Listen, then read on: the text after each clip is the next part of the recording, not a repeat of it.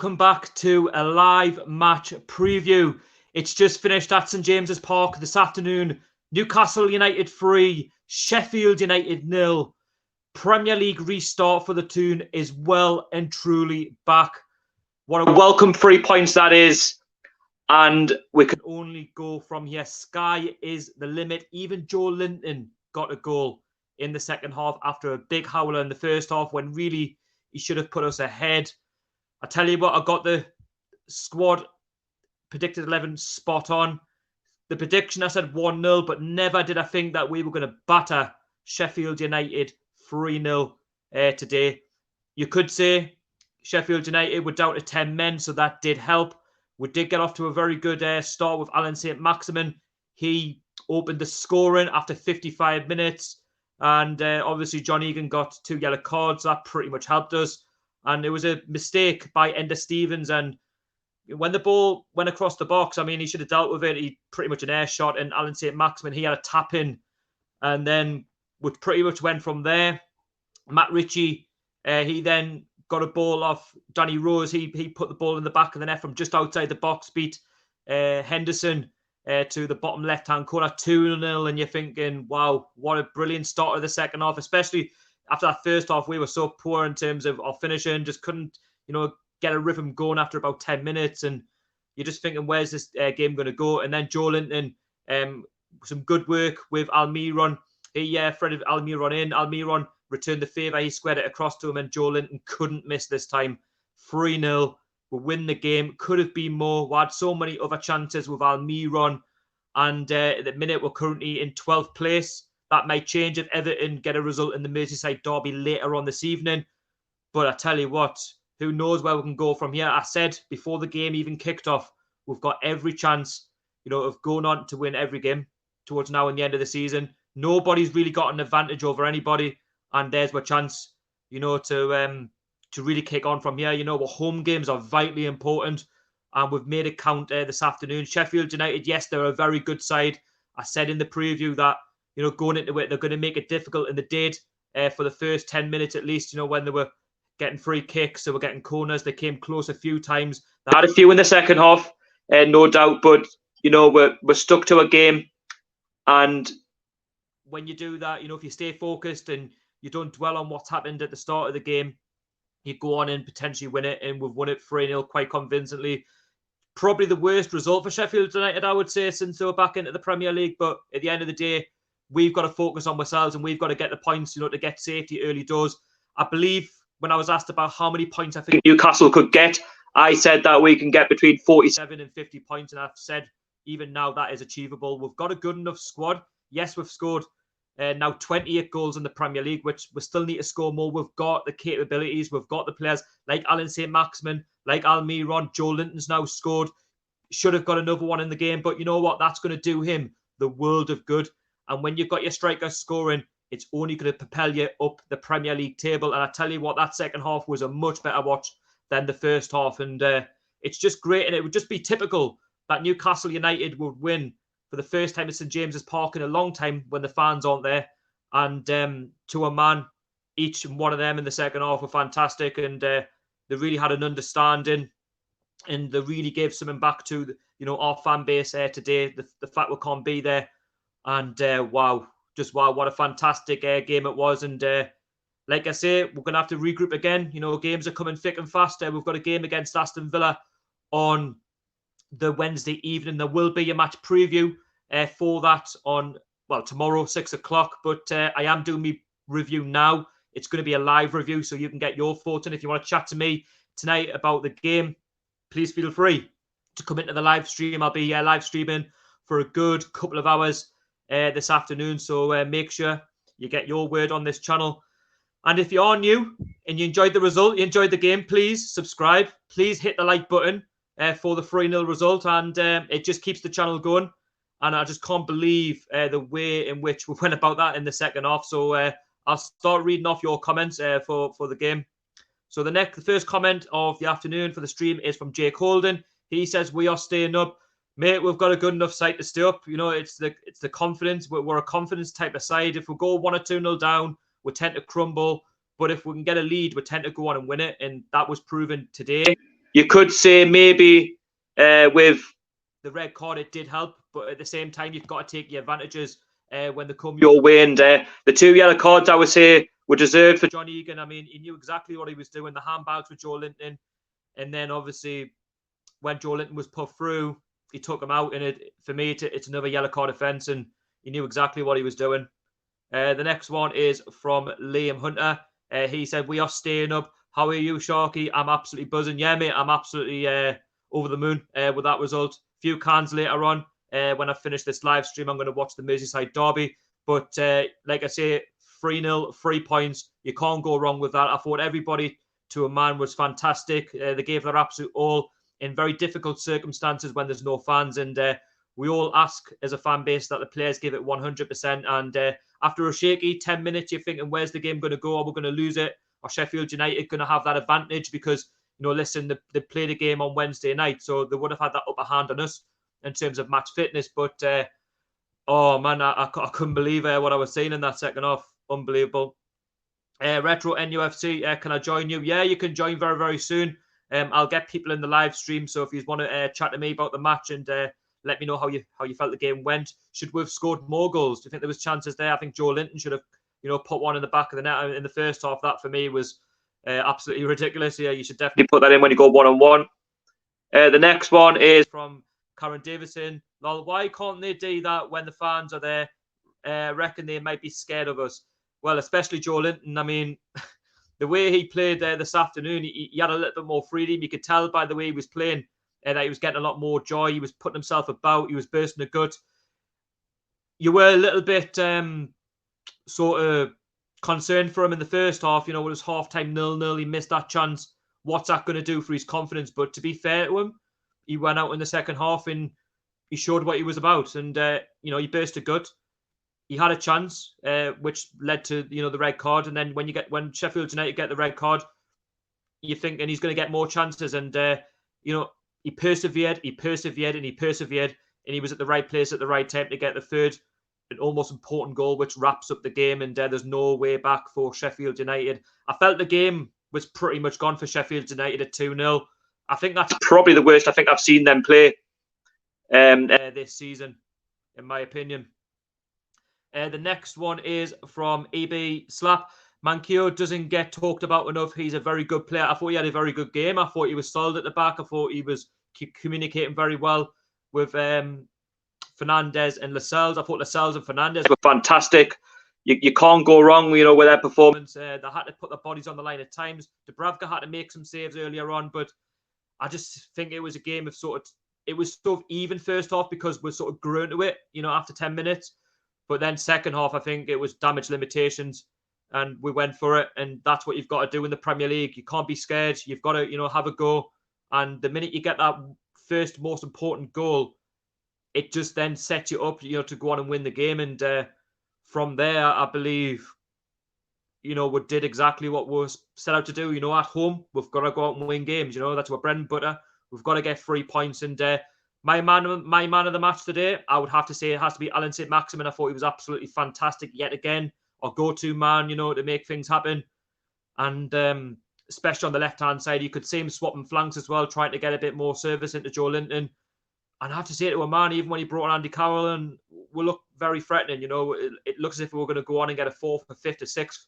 And just like I say, Sheffield United, they made so many mistakes, and it's unlike them this season. And just the way we went for it, you know, you can't fault the lads' effort. They've gave 100%, and that's all we ever ask as a fan base. And, you know, I'm sat here this afternoon thinking, wow, like I didn't see that 3-0 result coming. My prediction was a 1-0. I thought I'll take it. You know, we're not going to be fully up to speed where, you know, with the Premier League, given we've been away for 3 months, but you wouldn't think we've been away with that performance, especially the second half.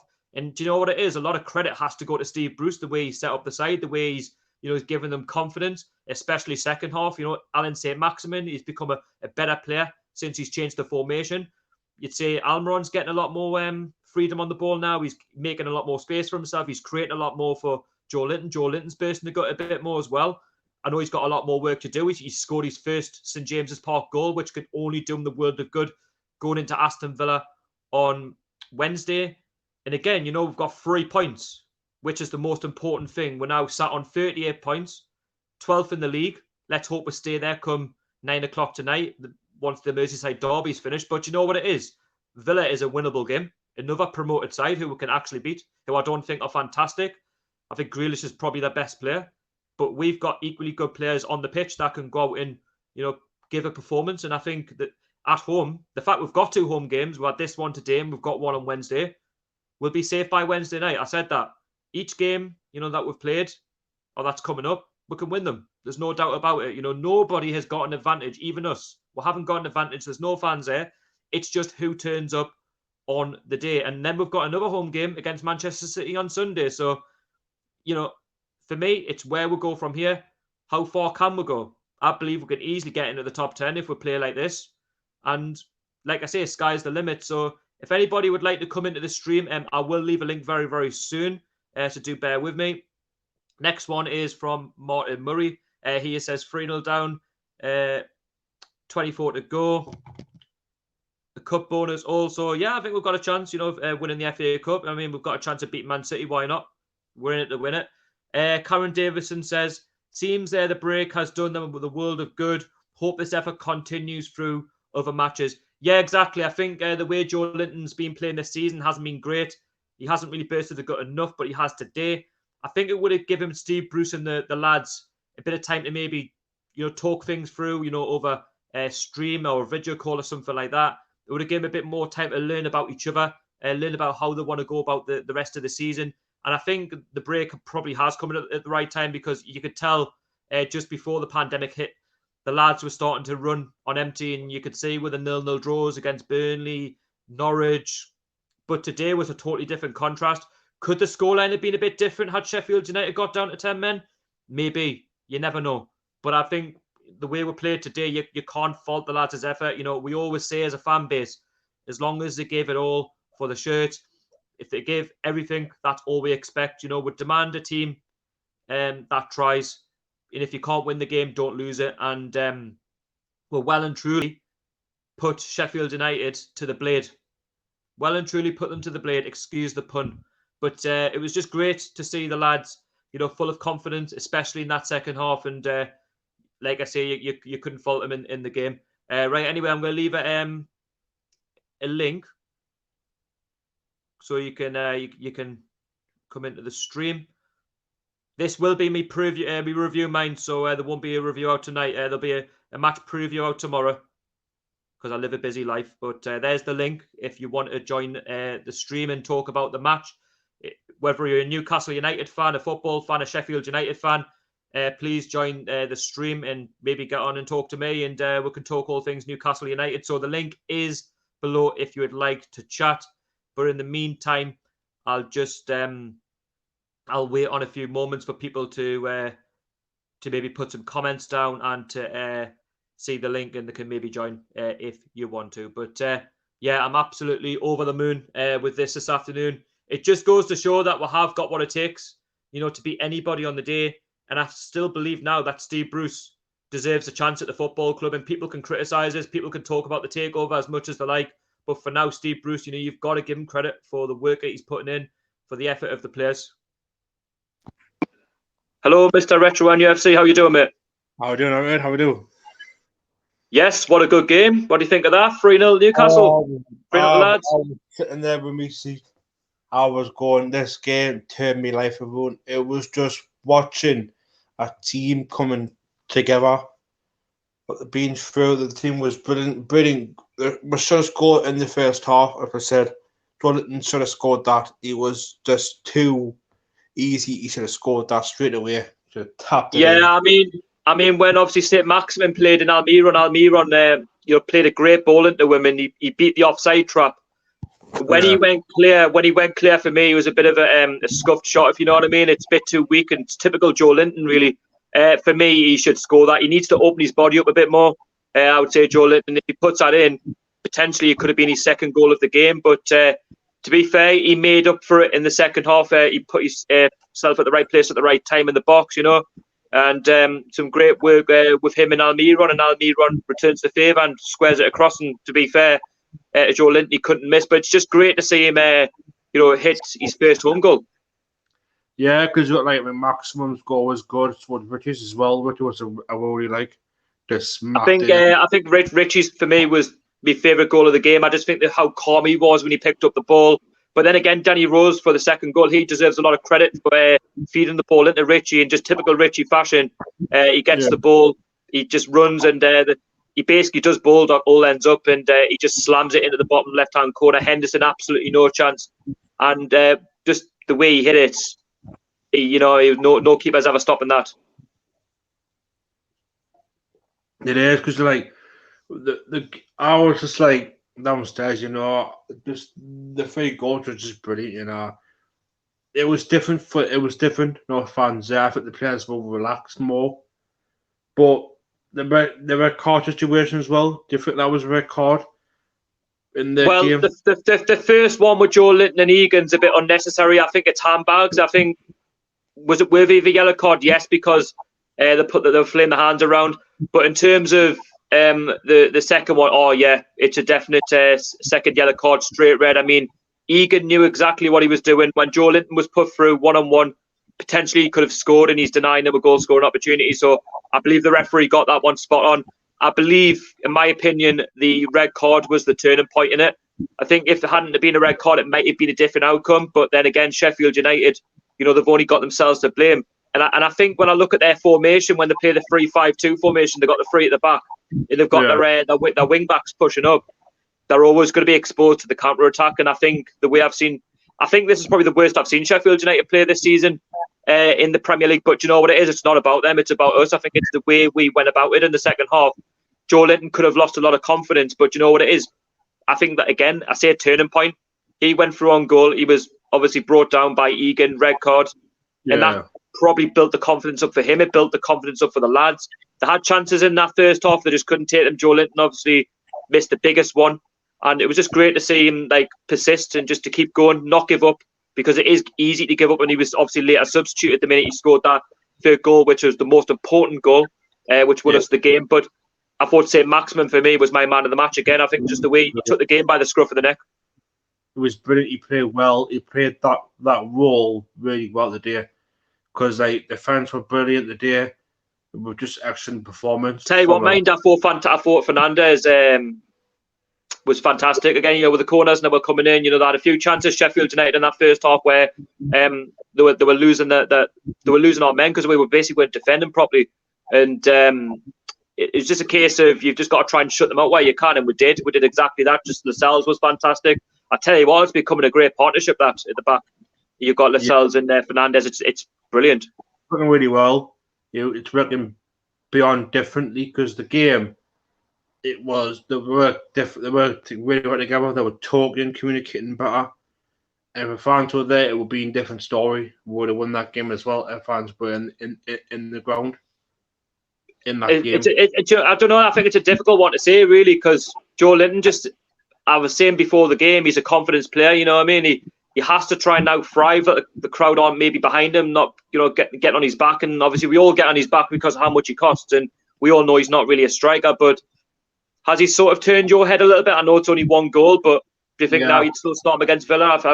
I got me prediction spot on. I did have a feeling Joelinton would start. Yeah, I did as well. He played a lot. I think we'll start him next game, but start him next game as well. Given our chance, but you might not score. You might score. It depends on the result at the Villa ground. We'll go to next Wednesday. Well, another home game on Wednesday against Aston Villa. I mean, we could be safe by Wednesday night. Again, another promoted side alongside Sheffield United. And we need revenge after what happened at Villa Park, because I thought we were shocking that night. The game we probably should have won. And, well, I wouldn't say we won. I think probably a draw was fair, but the way we defended at times. But I think we've come a long way since then.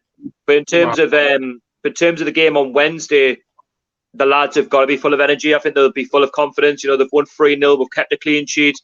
And if we can get that early, safety before the Man City game, there's a lot of less pressure going into the Man City game, if you get what I mean. I think it's what we need. I think we need to try and get these two games won, win on Wednesday, and then we'll go from there. Do you know what I mean? It's how many points we pick up. If we can get 41 points by Wednesday night, then it's great. I mean, if we can get a draw, it's not bad. You know what I mean? It's 39 points, but we're there. But there's a lot of confidence there. I take a lot of confidence from the game. You know, I just the way they played in that second half, that they didn't give up. They played really well. They played brilliant. I thought Steve Bruce, the tactics were brilliant. Steve Bruce got the team spot on today.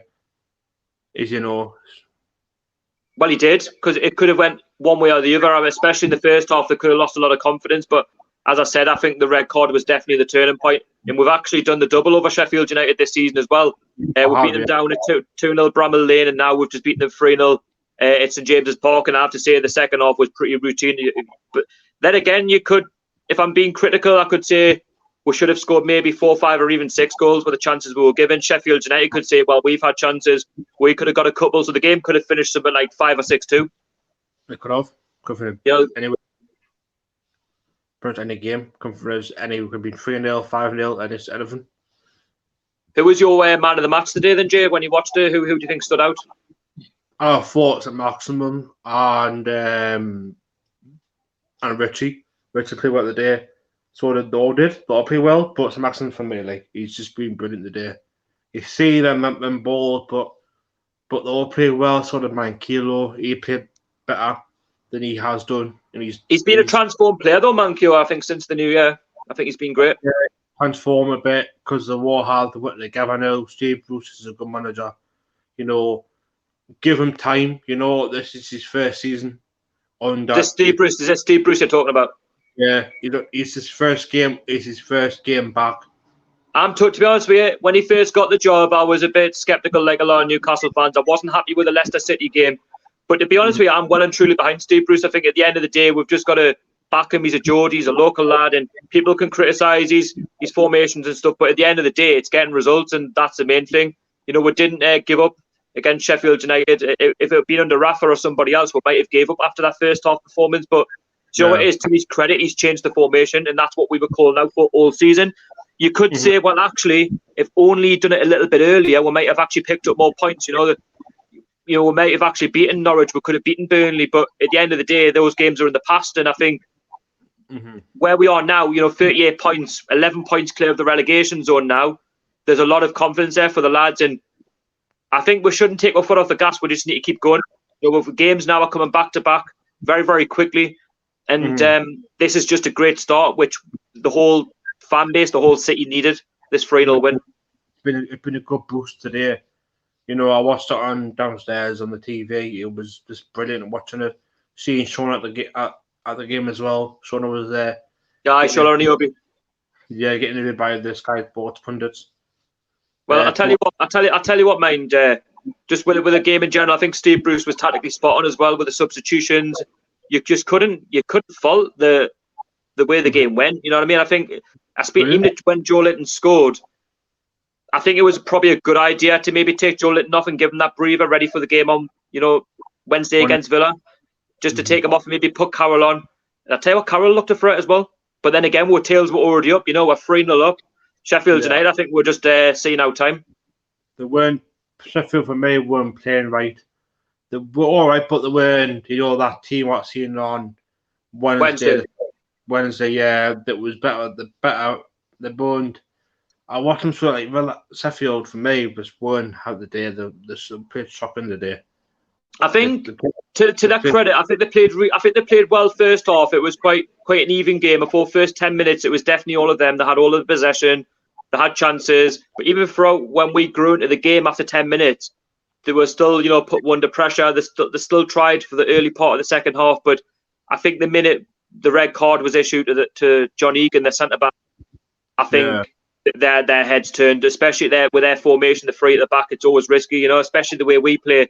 With a formation, the four at the back, we're always going to press them high up the pitch. And the minute we got that first goal, it was just a relief. But then to get that second goal, I was a lot more comfortable. We needed that second goal. That was the most important thing. And that just, for me, Richie's goal was just fantastic. Probably the goal of the game, in my opinion. Which, if you're gonna wrap up a game at 2-0, Richie's goal is no better than anybody else's. I think, especially the third one. I think it just.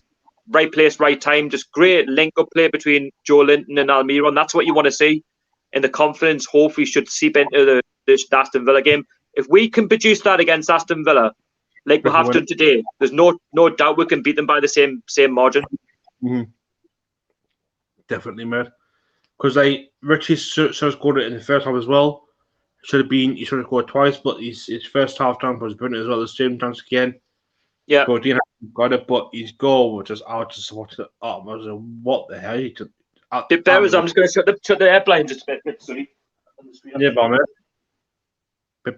It's a bit too swinging for you.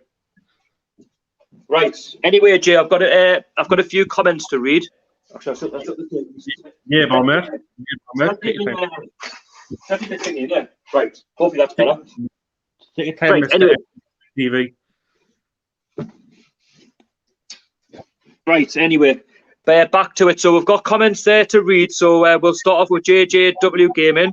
He has said, since we beat them at Bramall Lane, they've only lost to Liverpool and Man City twice. I said in the preview for the game, they were actually unbeaten going into it. They hadn't lost since Man City when they lost 1-0 at home. And the fact that we've now beaten them, that just goes to show like how much of a good side they are, and it's a great result. True. Next one is from Karen Davison. She said, it sure does, Sharky, not seen Newcastle play like this in a long time. I just think it all clicked, especially in that second half with a red card. I think it pretty much went in our favour. Did like paint our favour, very well favour. Straight in the game, brilliant. Totally right. In that video. The next one is from David Waller. He's talking about the takeover. I don't really want to talk about the takeover right now. I want to talk more about the result, about how well the lads have played. The 3 points, 38 points, looking good. The takeover's in the background. If it happens, it happens. If it doesn't, it doesn't. But that's not what I want to talk about right now. The next one is from Martin Murray. He says, with no crowd, they could hear each other. Yeah, you could hear them communicating. I think that was great. Yeah, I think it was different. It was good. The next one is from Karen Davison. She says, "Lola, can I bit agree with everybody on the pitch?" Yeah, I think she's talking more about the argy-bargy between Joelinton and Egan. I mean, to be honest with you, there was no need to play their hands amongst each other. I'm hoping now that Joe has scored, it will settle him a bit and give him much needed boost to playing. Well, that's what we want. You know, we need Joelinton to fire on all cylinders. He's our number 9 striker. You know, for now anyway. He's now got 2 goals this season in the Premier League. Like I say, for him now, it's where he goes from here. You know, is he going to continue the same form going at Aston Villa, or is he going to go back into his usual shell? I like to hope that he can deliver a bit more and, you know, fire up that Premier League table, because I think with the side we've got, yes, it does lack a little bit more quality in the final third, but it's got what it takes to potentially get in that top 10. Yeah, we have. Definitely. I agree on that, like. Next one is from Suhaib Muhammad. He says, I'm a United fan. I'm so happy Newcastle United beat Sheffield United. I think it was important that we beat them today. I think it was important that we got off to a good start regardless. A draw wouldn't have been the worst result, but the way the second half went, the red card, it went in our favour. And when the opposition goes down to 10 men, you've got to capitalise on those chances. You've got to look at it and say, we can get that result. We can get that in the second half. Alexandro Grostiga, I think that's how I spelled it. 24 plus 10. Joelinton, Almiron.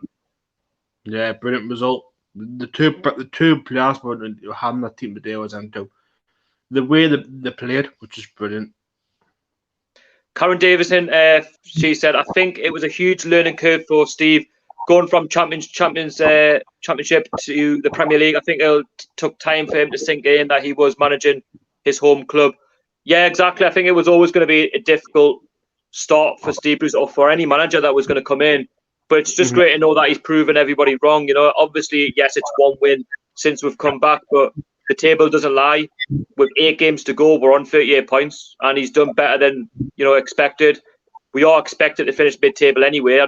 How far can we go from here? Who knows? But he's getting the best out of the players. You know, the players seem to be liking to play for him. You see Matt Ritchie, you've seen Shelby, they've all signed new contracts. Alan SAINT-MAXIMIN says nice words about him. The squad just seem united again, and that's what we want. They seem a team again.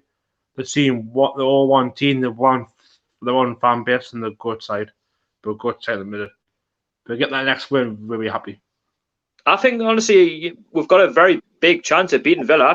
I know Villa play right now. I don't know what the score is, but I think we can go on and beat them. I think they are a beatable side. I've got my TV on, so I'm got it on. Yeah, I think Villa, they're definitely a beatable side. I mean, it's another ex-championship side from last season. I think it's just important that, again, we don't lose against Villa and we'll just continue the winning streak. You know, a point wouldn't be the worst, but definitely against Villa, you want to be looking for all three. Yep, definitely. But in terms of the game, though, I think that's the way it's going to be for a lot of games. It's going to start off very slowly. Match fitness isn't quite there. I didn't really want to hammer the lads at half-time for 0-0 because, you know, Sheffield United, they were always going to start the better with the fact they've obviously played a game before us. And I think the second half, I think it was a case of, right, we've had the first half, it's a learning curve, we've missed a great chance for Joelinton, but second half we can really have a go at them. And like I say, the minute they had that red card, it was a case of, right, we've got to get at them and we've got to go on and try and get the 3 points for the fans, obviously, who aren't there this afternoon. We have to. Definitely. But I just think all in all, I mean, you couldn't fault the way the lads went for it. And all in all, I just think we'll go from there and we'll go into the next game full of confidence. And I tell you what, I think if I'm not wrong, it'll be us and Man City who've probably got the results so far of the Premier League restart. Man City obviously winning 3-0 against Arsenal, and then ourselves, we're beating Sheffield United 3-0. At the minute, you know, we're scoring goals. I think going into the game, we'd only scored 25 goals, so we're joint lowest scorers with Norwich, but now we've scored 28. That might have bumped up a little bit, but we still need to score more goals, though, don't we?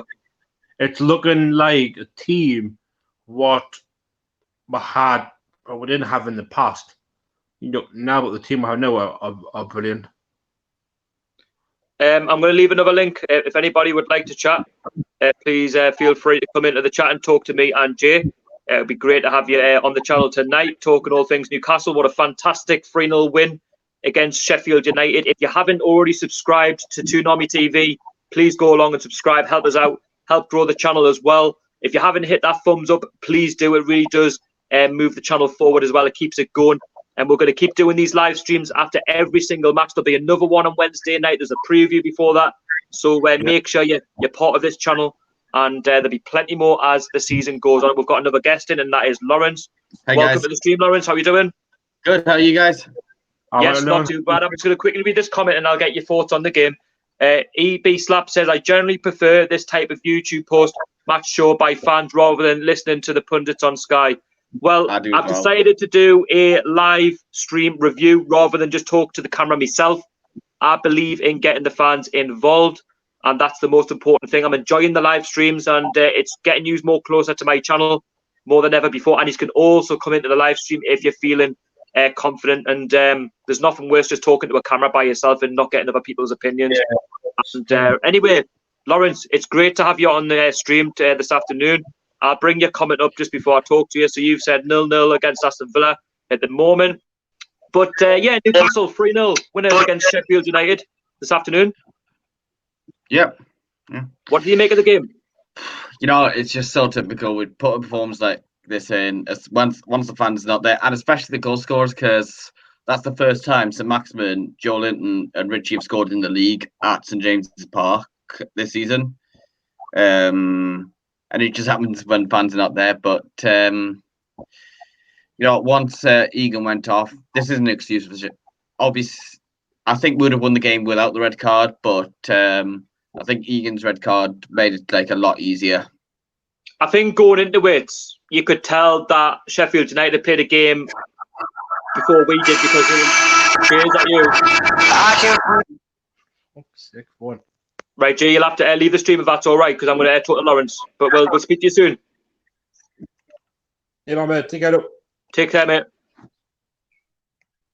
Take care, mate. Take it easy. Yeah, you too. See you, man. See you, man.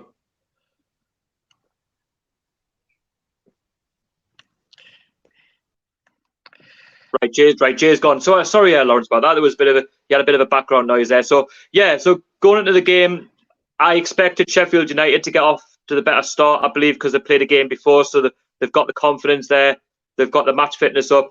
But it was great how we dealt with it really well. I think we defended really well when we had to, and I think Sheffield United, that first 10 minutes, I think they had to try and put one of them chances in because they knew it's St James's Park. It was going to be a tough afternoon for them. Yeah, I just think also for us getting the match sharpness in,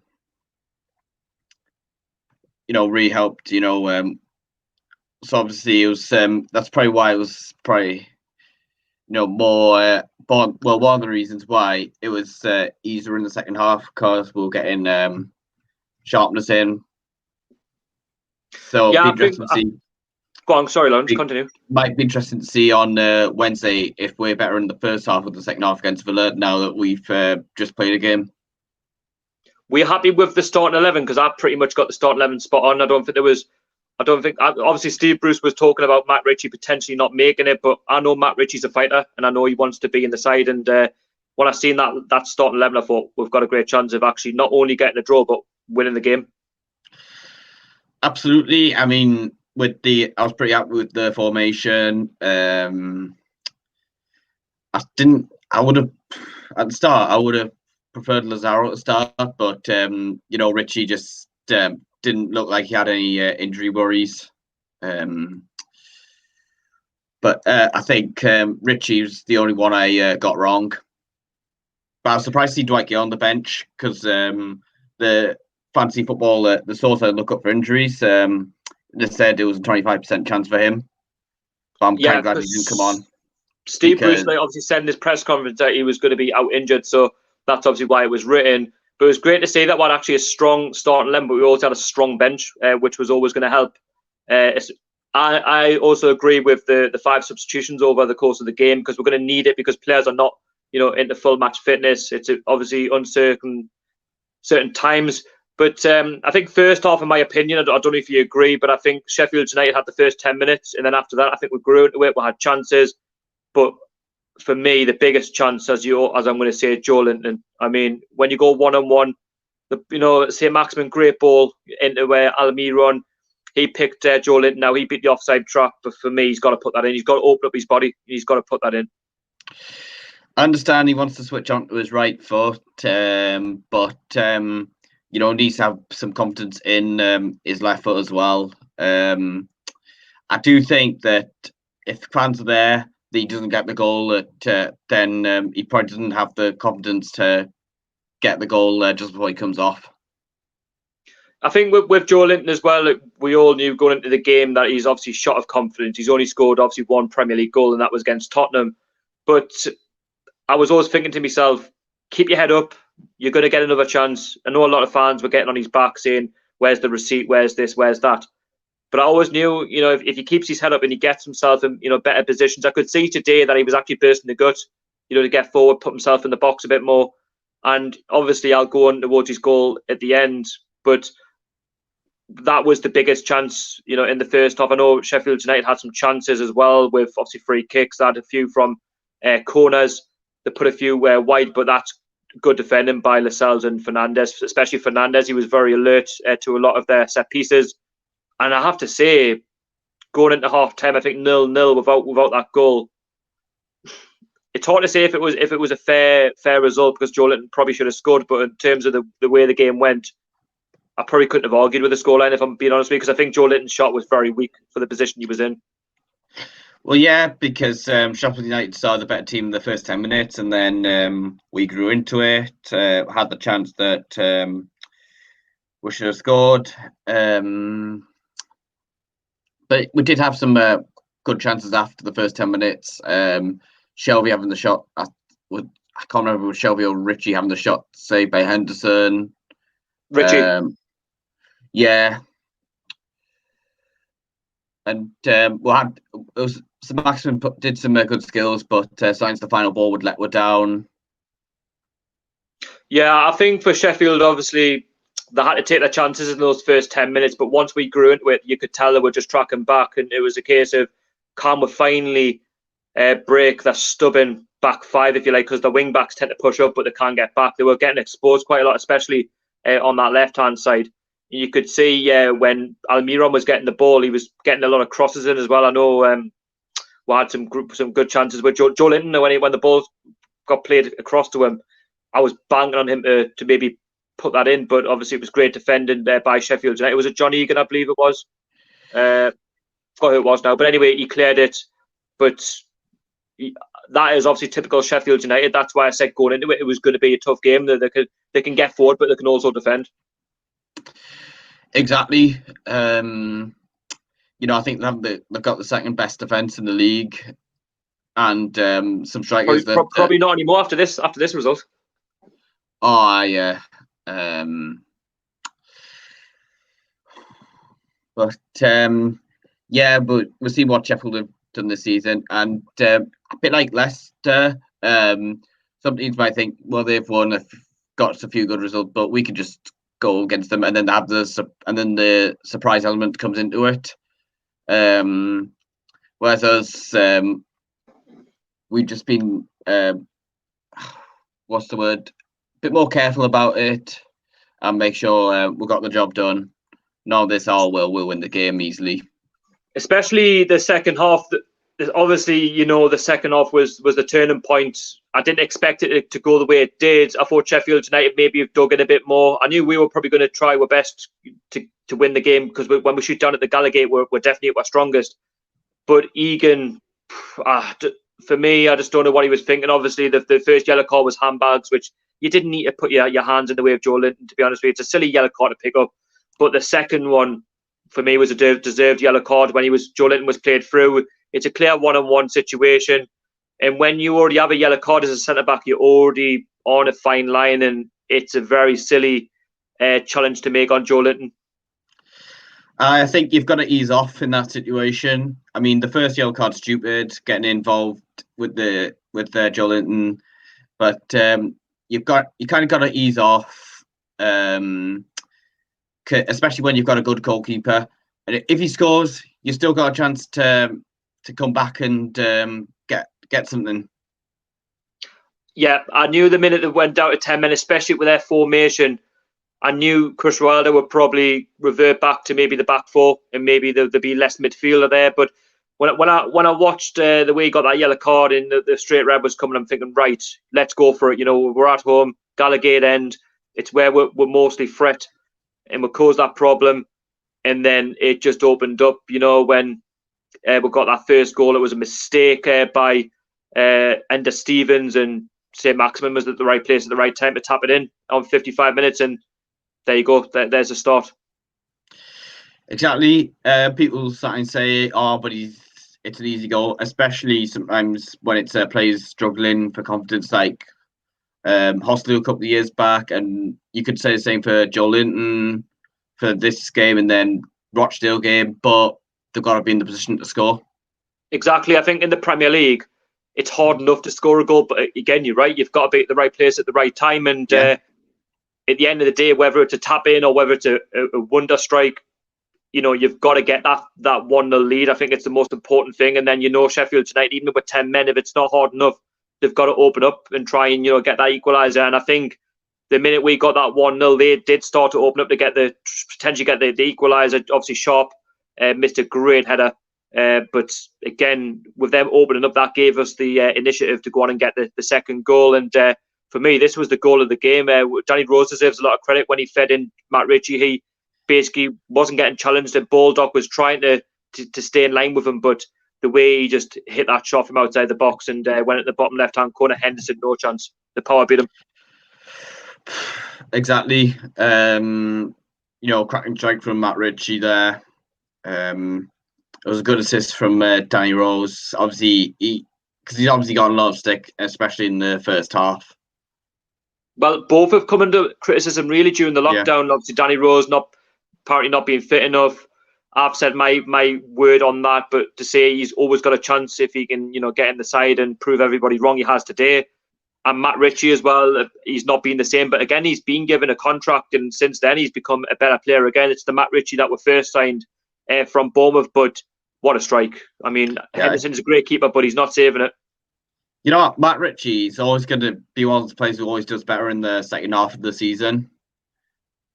Yeah, for how much we paid for him as well. I think Henderson, you could question his positioning for both goals, to be fair, but I think Baldock was in the way. I think he's sort of like a blind spot.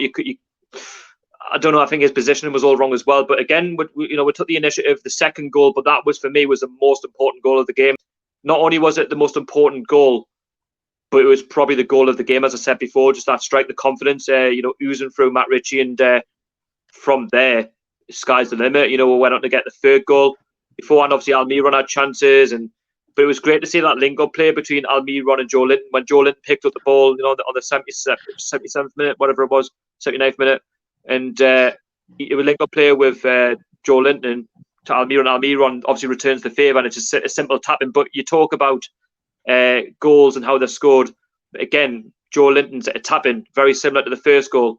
You've got to be at the right place at the right time, and with his confidence, it's great just to see him get that first St James's Park goal. Hopefully, it should help him going into the game against Villa. Absolutely.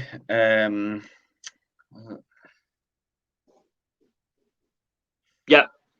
What did you think of Steve Bruce's substitutions? And obviously, Joelinton was substituted straight after. Andy Carroll came on. Obviously, seen Lazaro. It looked as if, to be honest with you, it was how many goals we could have got from there. I think Sheffield United were well and truly on the ropes.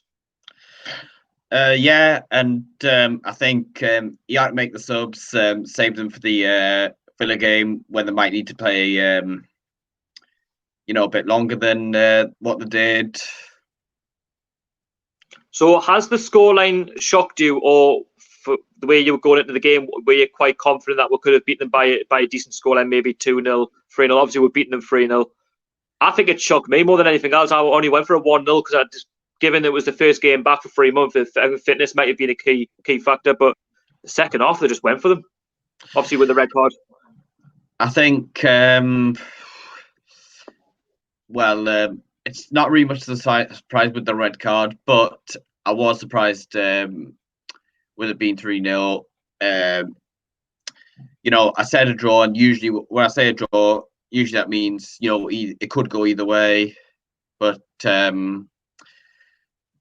Sheffield United just nowhere near their best today. I think that's, for me, their worst result this season in the Premier League, and it's obviously come at the wrong time given that with a restart and stuff. They obviously needed the fans, of course, but they're probably still feeling after what happened on Wednesday the injustice of the goal that they should have scored. But I think for Sheffield United, I mean, they've had a great season, haven't they? But it's a bit of a reality check that you've still got to give it your all in the Premier League. You can't switch off. Well, yeah. The stats suggested that they weren't very good against Villa on Wednesday, even though they had the goal that should have been given. That's what I thought as well, Lawrence. When I watched them, I didn't think, apart from the goal, I don't think it was really. It had 0-0 written all over it. Villa had chances, so it could have finished 1-1 if the goal had been given. But I know what you mean. I think when I watched Sheffield United, they went brilliant. Yeah, I'm just wondering who they're playing in the next game now. Man United at Old Trafford. They're going to need to up that game. Up the game. Who was your man of the match today, Lawrence? I've gone with SAINT-MAXIMIN. I thought he was brilliant. I'd probably go with SAINT-MAXIMIN as well. I think he was our go-to man, especially in that second half. I mean, he pretty much lit the place up, and I think he deserved that first goal, albeit you could say it was an easy goal, it was a tap-in, but I felt a goal from himself was coming. Yeah, you've got to be there. And also, when you're going for tap-ins, you've also got to make sure your runs are timed correctly, because obviously there's more risk there of being caught offside. Yeah, I completely agree with you. I think he makes the team tick as well. Sheffield United, their defence, they just couldn't cope with him, and we kept pinning them back as well. And they were with SAINT-MAXIMIN. I think he's a pivotal player to our side. I think he's the most important key player to our side. Without him, I think we'll lose a lot of quality going forward. Exactly. We've kind of seen it. We've seen it when he's been out injured. But it's kind of why we brought in Lazaro, in my opinion. But because I would have him as to come in if SAINT-MAXIMIN was to get injured again. He's probably not going to start every game during this since all the fixtures are crammed.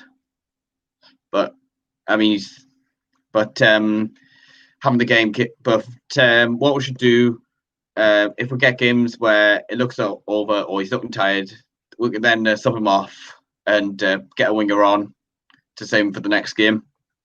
Yeah, I completely agree. I think we're going to have to do a lot of squad rotation anyway. It's the most important thing, because the games are coming so thick and fast. We obviously got Villa on Wednesday. 3 days later, then 3 days later again, or 4 days later, we've got Man City in the FA Cup, and That then might we've go got extra time Bournemouth. as well. Exactly, and we've got Bournemouth coming up as well in the FA Cup, and then we've got a game after that.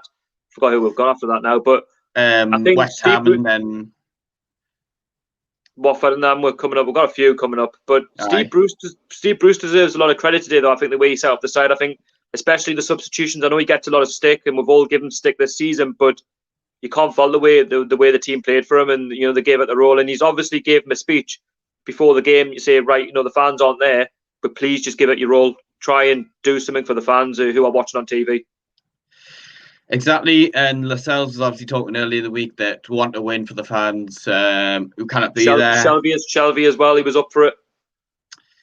But yeah, and in fairness, the players should always be given 100%, even if whether there's fans there or not.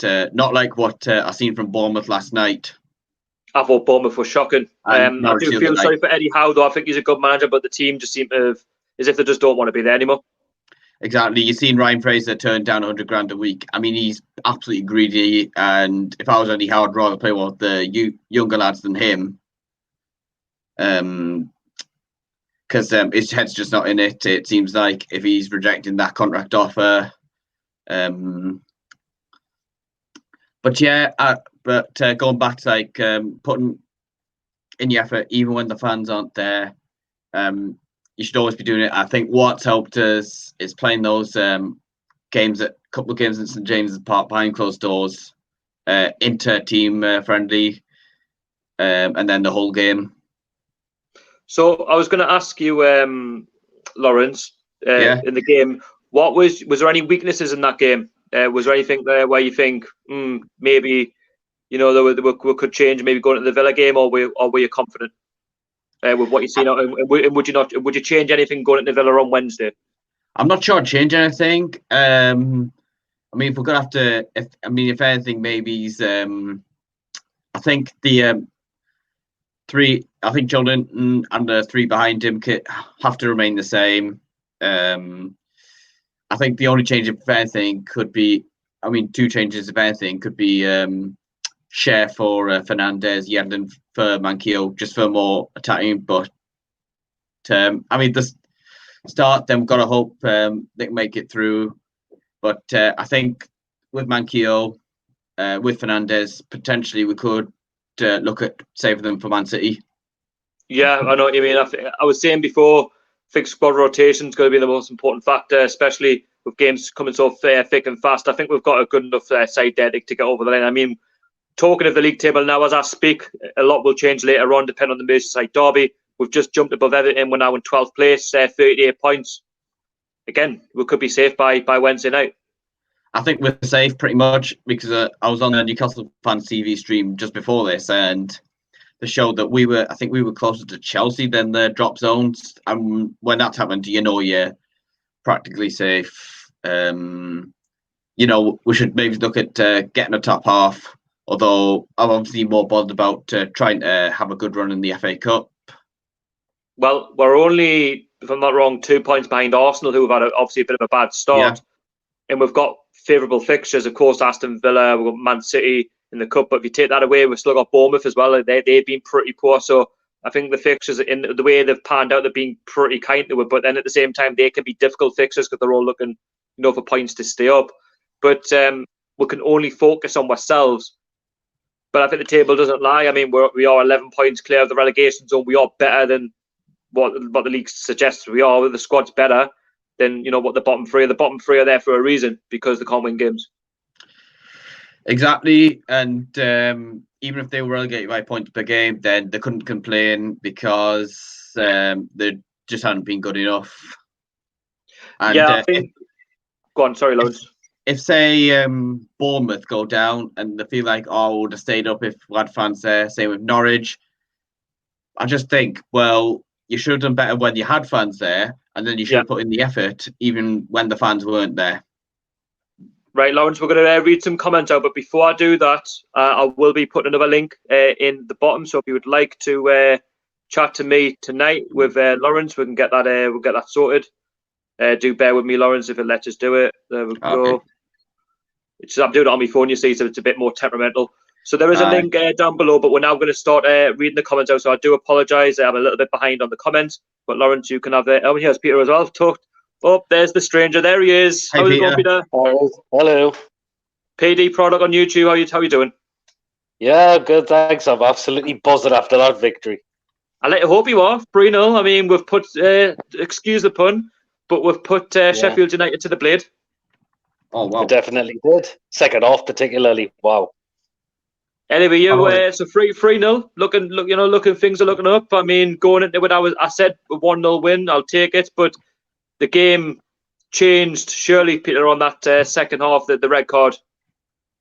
Yeah, definitely did. As soon as John Egan was sent off, I think Sheffield United completely collapsed and took advantage of that massively. And we punished them for it. Definitely. Mind this, I thought a couple of chances in the first half I should have buried away, but second half, glad we got them.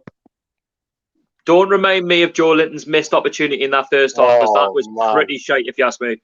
That was bad. I'm thinking, oh God, yeah, we're gone again. But good, I was delighted for him when he got the goal in the second half. He couldn't have missed that one in the second half. So were you happy with the formation? I think me and you pretty much got it spot on. Yeah, when you he was going to stick with the same formation he's been using now, and look how much of a difference it's made massively. Yes, so if anybody hasn't seen, instead of doing actual reviews on my own, I actually am getting fans involved, so you can have your say on my channel about the match that you've just witnessed on Newcastle United. Today it's 3-0. There'll be another one on Wednesday as well, so if you haven't subscribed, please do hit the thumbs up as well. And I am talking to another YouTuber, PD Product. If you haven't subscribed to him, please do. And I'm sure he's got another video this afternoon. Have you your review or your quick thoughts? Got me quick thoughts out. They're out. But anyway, let's just dive into the game. So obviously, I'll talk a bit about Peter, then we'll get the comments in Archer. I was going to say Archer. Both Lawrence and Peter can discuss the comments. So Peter, first 10 minutes, I thought it was definitely Sheffield United. They started off the better. I believe obviously with them obviously having the game more, they played the game before us. Their fitness levels would have been up, and I was a little bit fearful that they might, they get a chance to stick one in. They were getting free kicks, they were getting corners, and they came close on a few occasions, but Lascelles and Fernandez were well drilled at the back, and they kept us from conceding. Absolutely, you were feeling a bit fearful of Sheffield United's threat, particularly in the first part of the game. But I think Lascelles and Fernandez have been a real delight set up back this season for. And they definitely had to be on the guard the day, and they definitely did that. That's what. Then after that, I think we grew into it. I think after 10 minutes, it was a case of let's not fall behind. And I think Sheffield United knew that they had to take that chance, otherwise they knew they were going to be in trouble. And then after that, we were having chances, we were causing them problems. I think Richie had a one as well, which Joelinton had chances. The ball was squared across to him, he missed, and it was a case of when are we going to score? Because Sheffield United would know the way they play. They're a good side. They don't give too much away. I think Lawrence said they've got the second best defence in the league, and it could have been a long afternoon if we play like we have been. Oh yes, absolutely. But soon as second half coming, they got the man sent off, John Egan. You just knew, right, he has the advantage now to try and take it. And I'm just delighted we did that. Yeah, I think once we grew into the game, I'd say the first half was 50-50, by the way. But when I look at that first half, the big chance for Joelinton, when he gets put through, he's got it. For me, Peter, he's got to stick that in the back of the net. It's a chance there. Obviously, SAINT-MAXIMIN, he plays it along to Almiron. He beats the offside trap with Joelinton. Joelinton beats it. He should score. It's a gaping, pretty much a gaping net. What was he trying to do? Was he trying to do some fancy thing? He should have just put his foot through that and bang, it could have went in.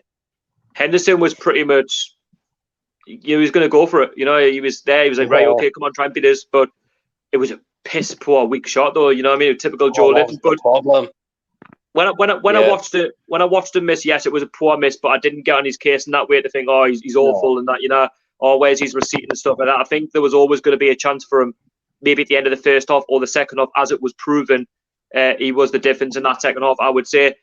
John Egan and Joelinton, a bit of handbags. This is where pretty much it all kicked off for Sheffield United. A bit of frustration, putting their hands in the way of their faces and stuff. Deserve yellow cards for both? I would say so. Yeah, bit of a scrap between the both of them. So I think the referee had no choice but to book the pair of them. Definitely. Yeah, I think it was more of a poor one for Sheffield United, given that he's John Egan's obviously an important centre-back for them, and he's on a fine line as a centre-back. As a forward, though, Joelinton can be replaced, but when you've got a good centre-back in John Egan, it was, that fine line. But half-time 0-0, I feel like we should really have taken the lead, but going into the second half, the game just changed. It flipped on its head, and we just went for it. We're going down the Gallagate end. That's where our most famous end. We're shooting down the pitch, and to where we create our most chances. We looked to fret. We just didn't give up, and I think the turning point for me was when John Egan committed that daft foul on Joelinton. He's going 1-on-1. Like Lauren said, I think you should just let him, have that effort. At Henderson to see if he scores. If he doesn't score, then Sheffield United are still 0-0, 11 men. But do you not believe, again, that was for me the turning point? I think once you lose the centre back with their formation 3-5-2, Chris Wilder obviously was going to go defensive, and you're putting yourself under a lot of pressure. And it fairly did tell. It definitely did. I mean, like, I don't know what. As soon as you're on a yellow card and you suddenly do that, you know what's going to be coming, and it was the right decision. And then we're pretty much just opened the scoring. I mean, once you go, if the opposition goes down to 10 men, you need to take the opportunities that arise, and you're going to have to try and get the goals. And we did. I think it was just a relief that we got that first goal. Yes, okay, you could say it was fortunate. Obviously, Matt Ritchie got in a good area. He crossed it in from the left-hand side, and he pretty much squared it, didn't he? And John Egan made it. I think he was trying to clear it, but it was a bit of an air shot. And Alan SAINT-MAXIMIN does what he does best. He finds himself in a good area and he just taps it into the bottom right-hand corner. But Henderson, for me, I think he was positioned really poorly as well. Wasn't it? I mean, like, the ball, was it a great ball across the box? Or Stevens, it was. Ender Stevens. And he made a mess. And, I think that was definitely poor position by Henderson. And it allows SAINT-MAXIMIN to get his goal in the near post, and we'll go. That's a good start. The thing is, as well, it doesn't matter how you score. You've got to be in the right place at the right time, whether it's a tap-in or a worldie goal. It's important for a club like ours that we're, especially at the Gallagate, you get that goal, and we needed that first goal, how it come.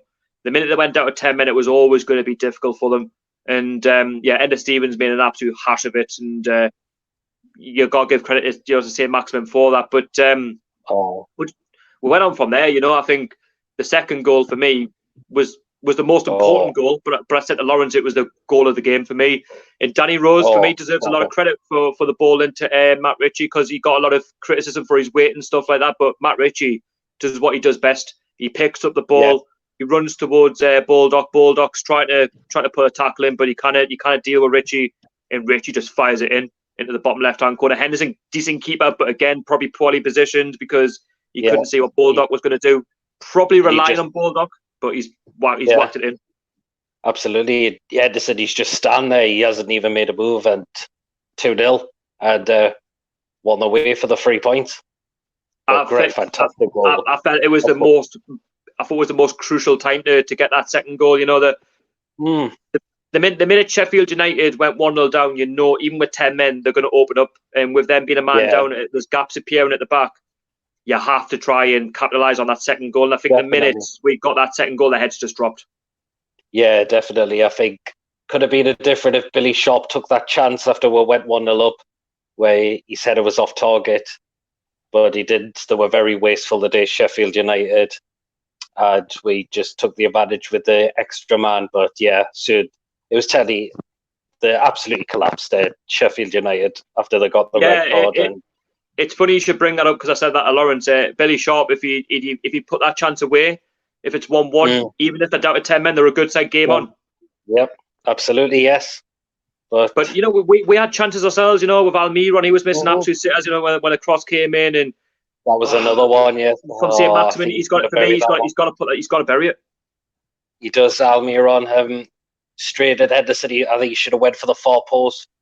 But again, we're still creating chances in the game.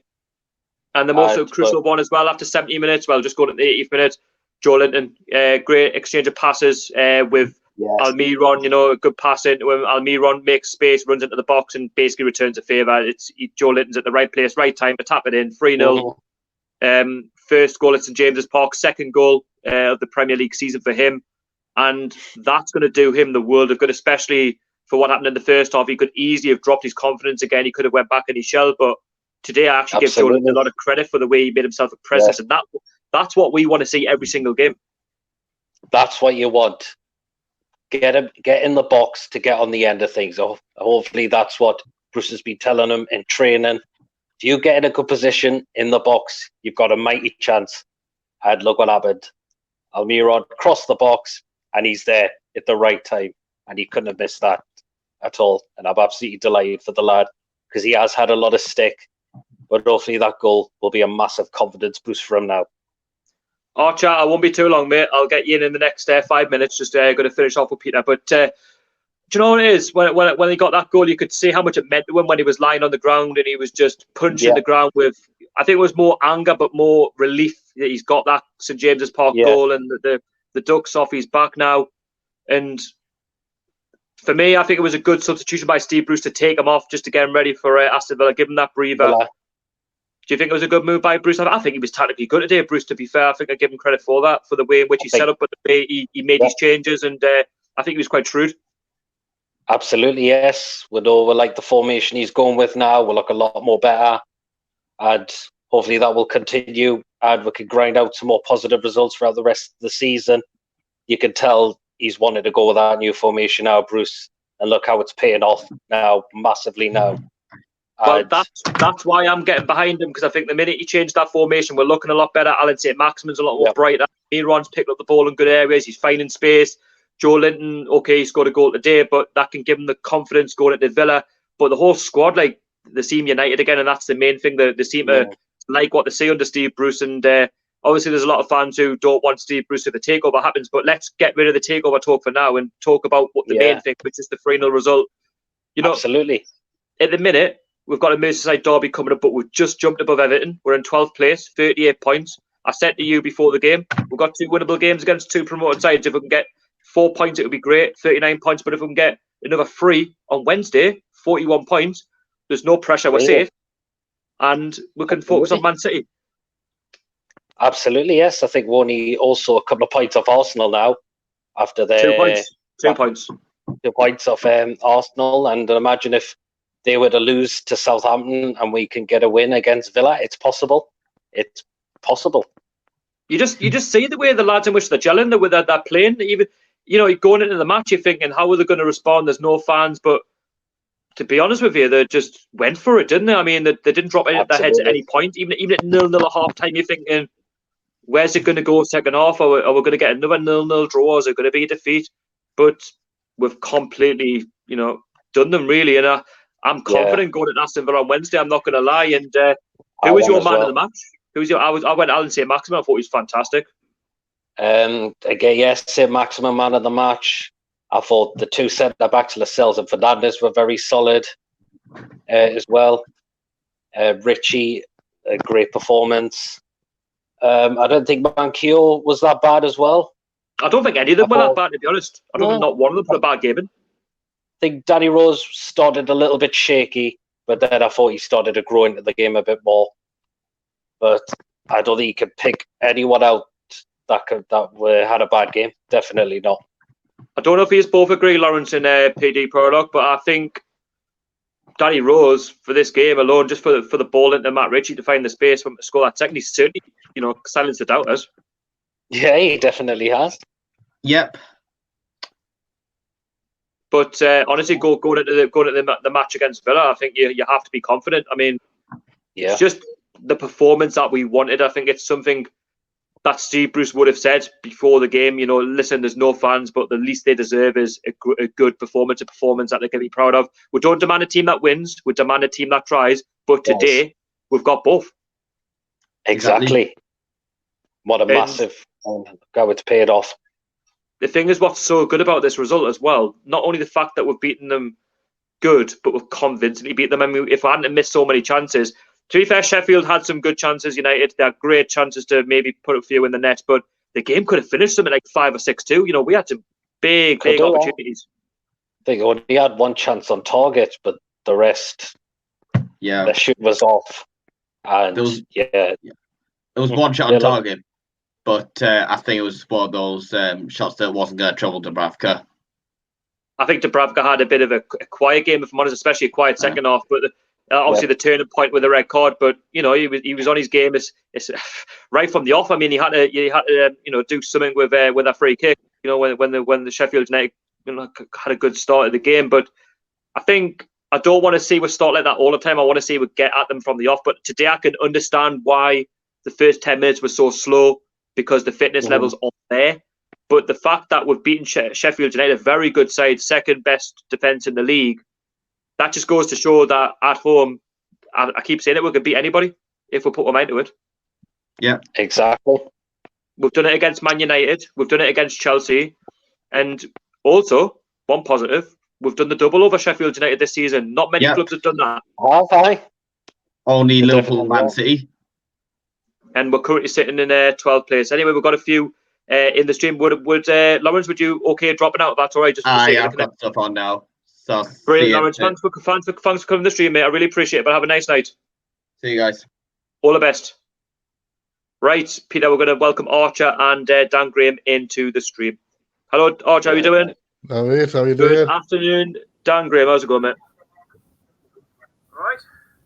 Yes, not too bad. We're just talking about the game. Fantastic 3-0 win, guys, against Sheffield United. We didn't just beat them, we beat them convincingly. All to do with the red card, of course, but you've got to be at the right places at the right time. And I have to say, 3 well-worked goals. Yeah. Start off with Archer. It was a great result for the TOON, but I was literally hoping we'd literally get the 3 points. I was really confident with what we would, and we did. First half was a bit. Basically a bit average. Slow, wasn't it? Very slow. Very, very slow.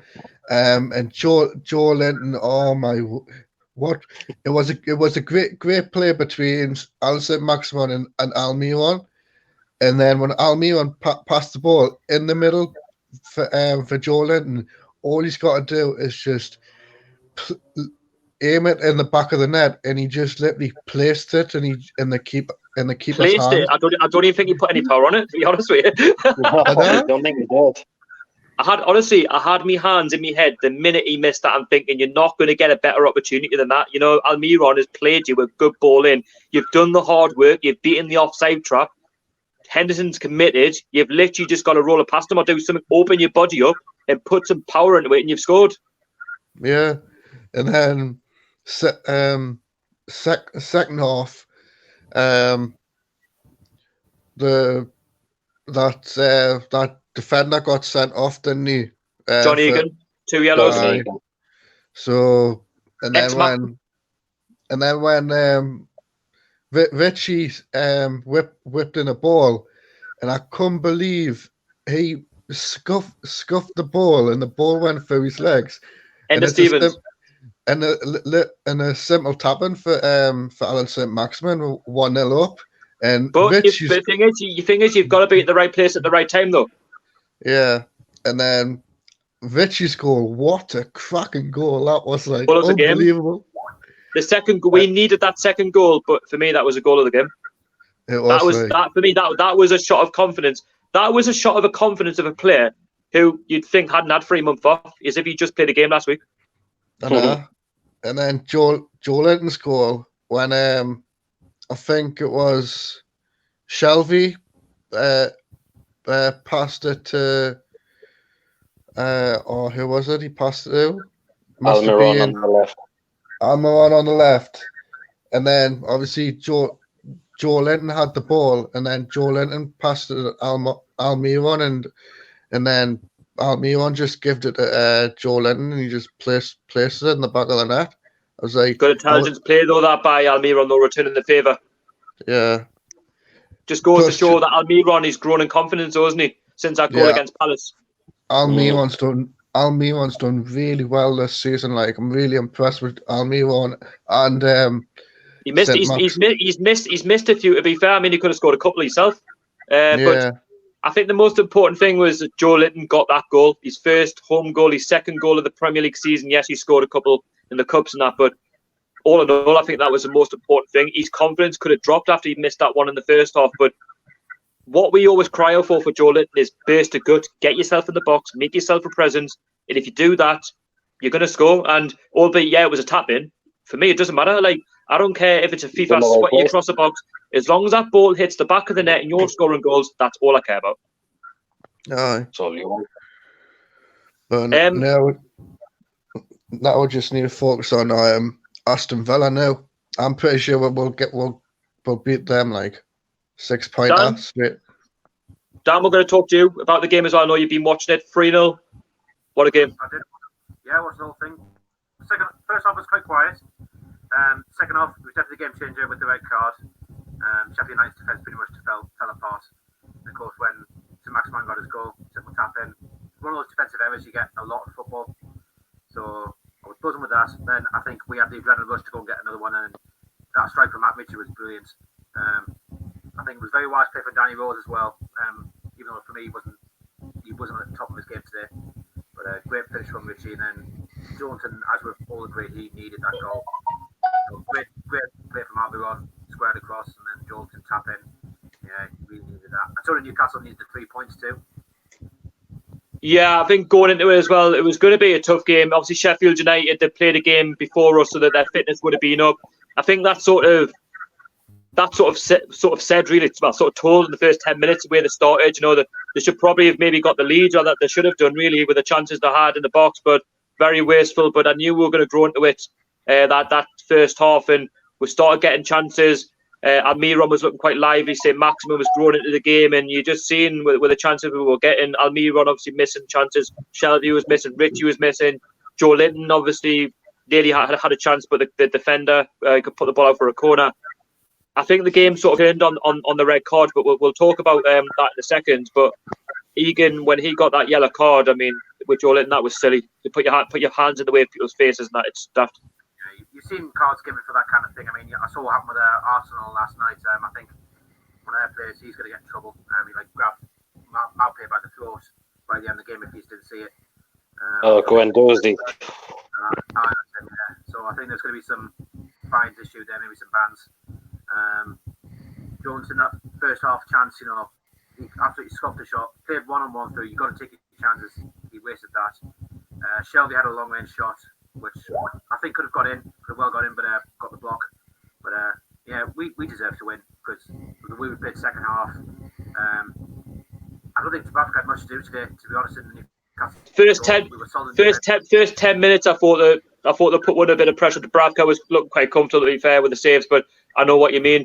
First half, I think, with that Joelinton chance, you're thinking to yourself, is that what's done? I mean, what's going to happen second half? If his confidence going to be shot? But with a red card, I think for me that pretty much done Sheffield United. I think with the way they play their formation, I think he had to go defensive. But when Sheffield United went down to 10 men with their formation, they were always going to have everybody back, and with that opened us up to go for them. We got that first one. Obviously, they made a terrible mistake. I mean, Ender Stevens, what's he doing? His positioning was all wrong. I think Henderson was literally expecting him to clear the ball.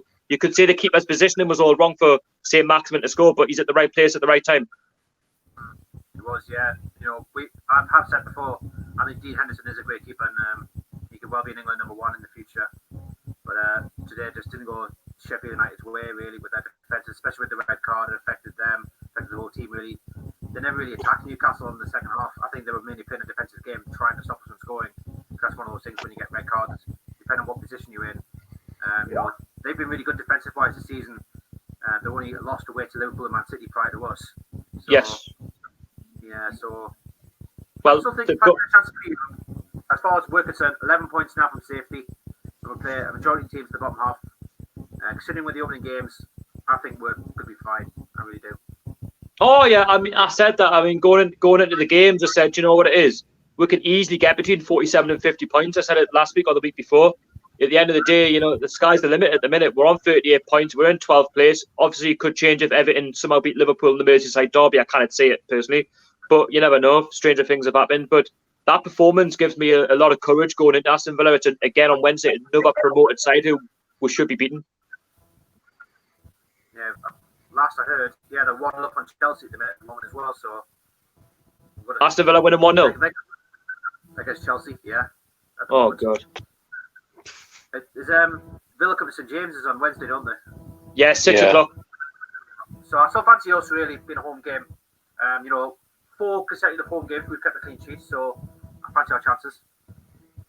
Who was your man of the match today, Dan, for the game? I thought Alan SAINT-MAXIMIN was my man of the match. I thought he was live. I thought he was bright. He got the most important goal, which set him off to win the game 3-0. Yeah, by far SAINT-MAXIMIN. For me, he's our best player in the entire squad. You know, brilliant pace, dribbling abilities, good finish as well. Scored both games against Sheffield United. You know, him, I would definitely say second place. You probably may go for Almiron. And maybe one of the defenders like Lascelles and Fernandez. They were solid. But by far for me, SAINT-MAXIMIN, he's our best player for that question. What did you think of Joelinton? Apart from he missed that chance, he got his first goal at home. What does that do for his confidence now? Are you confident for him now going into the rest of the season?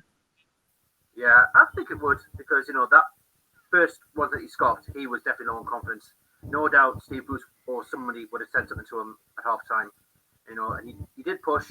He was a bit of a team player, you know, passing and all that. And I think he did help set up the Matt Ritchie goal in the end. What do you think of Matt Ritchie's goal? I thought was fantastic. What a strike! Brilliant strike, yeah. I really thought he was going to cross it in, but I think the way Sheffield United were backing off, that gave Ritchie the opportunity to think, right, I'm just going to hit this. Yeah, I mean, they didn't help themselves. I think, obviously, 1-0 up, they had that chance with Billy Sharp. I think that was the key chance for them to get back into it. If they get back into it 1-1, it could be a different game.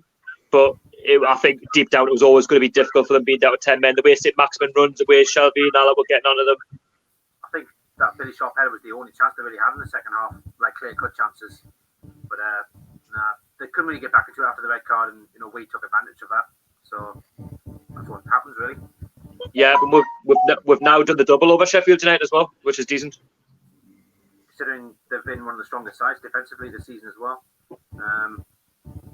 Don't know if there's anybody else. I think I've still got Liverpool and Man City to play. Sheffield Yes, United. we've still got Man City away, and we've got them at home obviously in the cup, and we've got them away at the Etihad.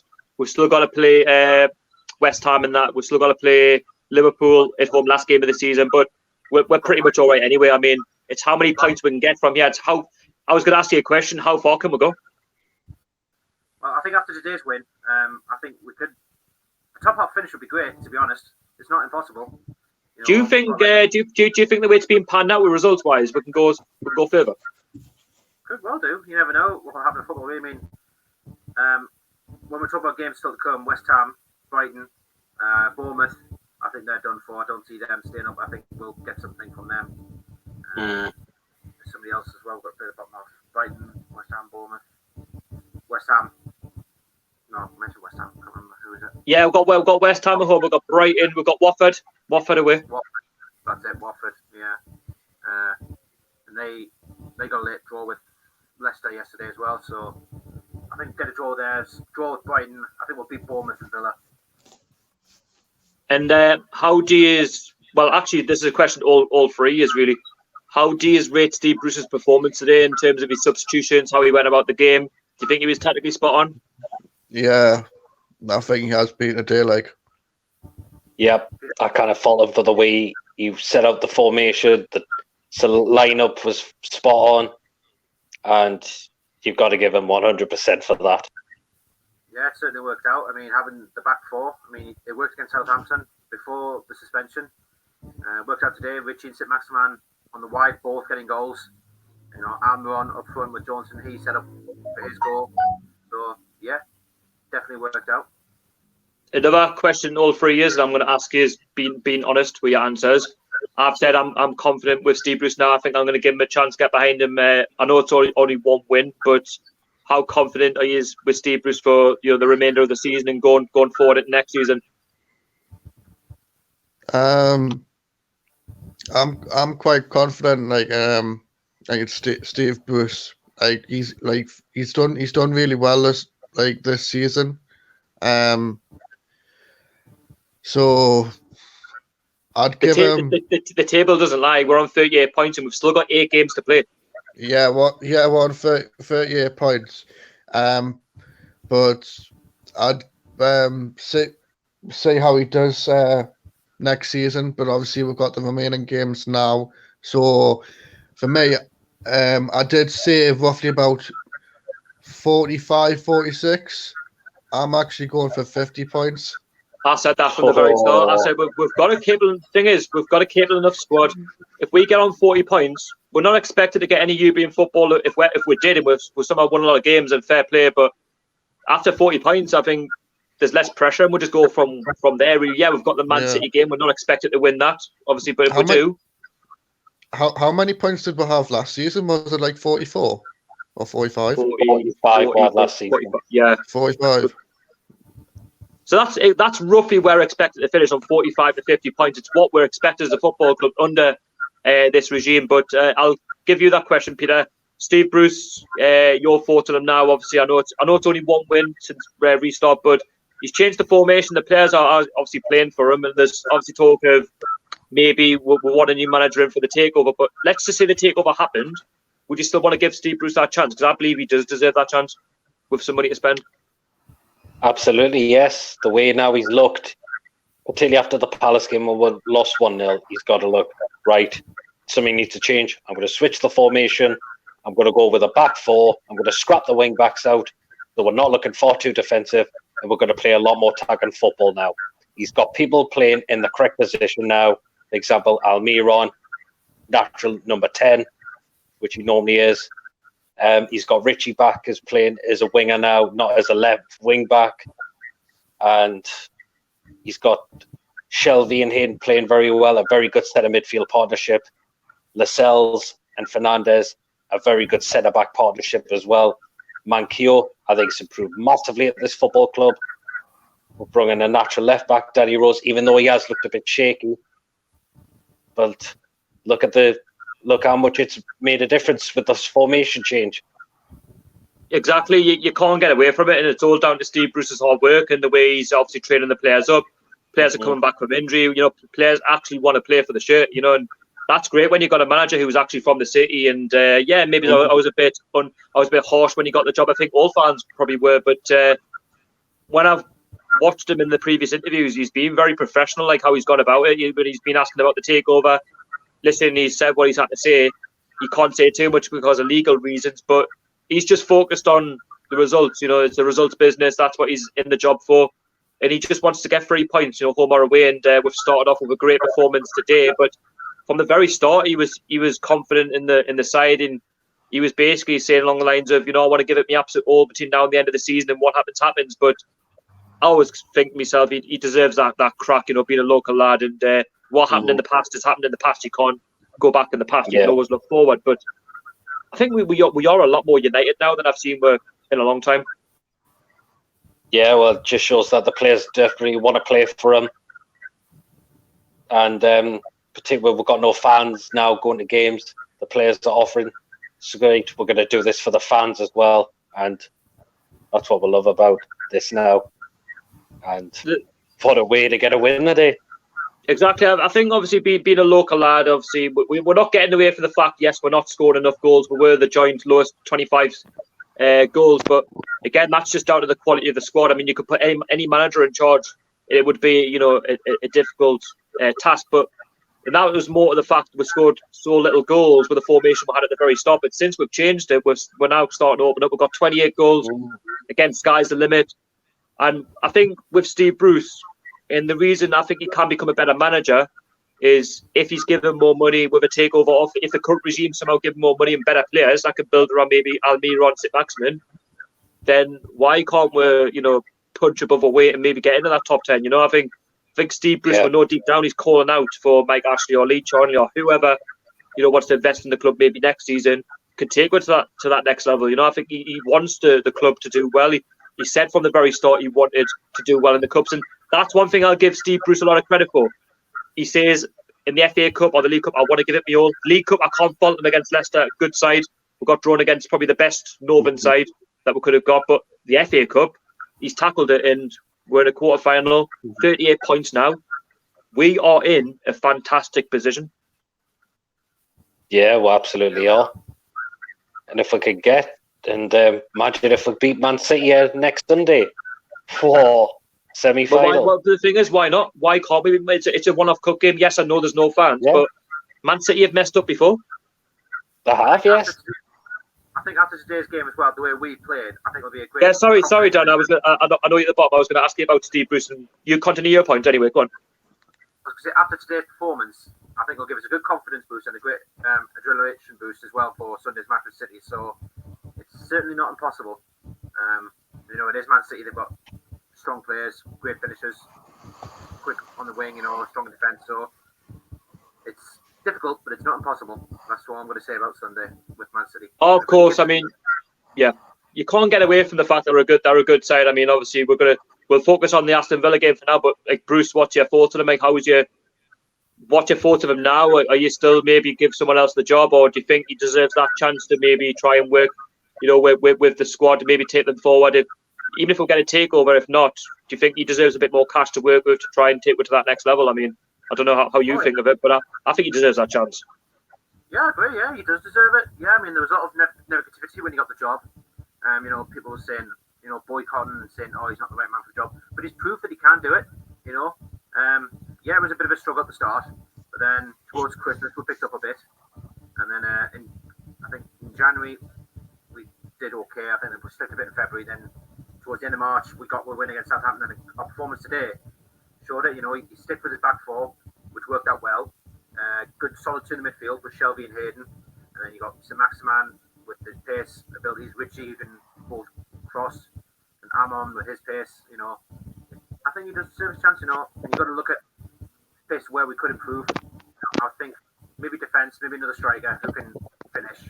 Because obviously Joelinton, he got one goal today, but he's going to have to do a lot more to keep his place.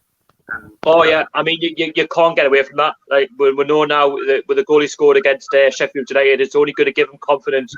Going into the Aston Villa game on Wednesday, another promoted side, as we said. But with Bruce, we can't hide the fact since he's changed the formation, we know that he was using the Rafa formation. He had to change to his own tactics, and you can see now it's totally working out for him. Yeah, I mean, he's a totally different manager, so there's no point copying other manager's tactics. And I just want to point out, Villa have screwed up. It's now 2-1 to Chelsea. So that helped us. That helped us for Wednesday. It's a 2-1 to Chelsea. Wow. Well, but Villa were 1-0 for half time. Keep in mind because Villa are next point. So Villa have conceded twice in 2 minutes.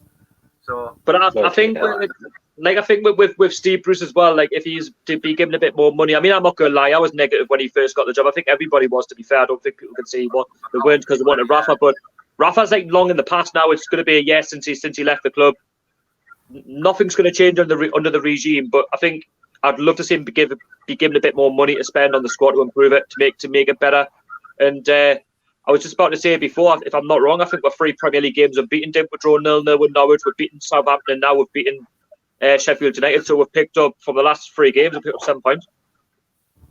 Not bad, like. That's a great return. That I mean, and that's all down to Bruce. Yeah,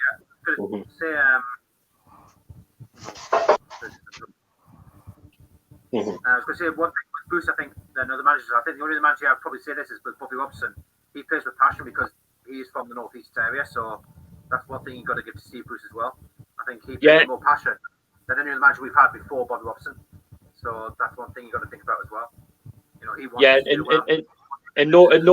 No doubt his message would have been before the game is, it's difficult that the fans aren't there, but please just give it your all. I know you are going to try, but make sure you give that 110% against Sheffield United and give these supporters something to shout about, when they're watching it on the TVs, because it's good that they're not there, but please just give it your all, see what you can do. I mean, we don't demand a team that wins, we demand a team that tries, but we've got both. Yeah, definitely. But yeah. Does anybody else want to add anything on or from the game? No, nothing. I think that's my reach. One thing I have to mention, I was actually pleased to see Andy Carroll come on today. He I could ask this to Peter. Did you see Andy Carroll? Do you think he looks a bit like Clem in his younger days? He did look a bit short when he come on, didn't he? I love it. I'm loving his beard. Like, did you see his beard? Like, he's unreal. Lot. I think with Andy Carroll, with Carroll when he come on, he looked really threatening as well. I think he could have got a goal. To be fair, Yeah. He had chances. I would have loved to see him, and I'm hoping with the remaining games, I'd like to see him have a start. Maybe Cowell and Joelinton up front, two big men, with strength. But the thing is, would you drop Almiron onto the bench, or would you play him onto left midfield and play Richie, that kind of thing? I would, for me, keep in his natural position now. For Villa, you go again, same side, just go at them. We're at home again, go for it. No excuses, go for it.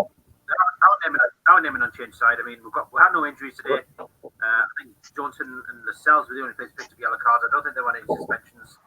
So I mean, yeah, being unchanged on Wednesday night. Are they going to keep the same tempo for the full 90 minutes against Villa? Because back-to-back game, 3 days after this one.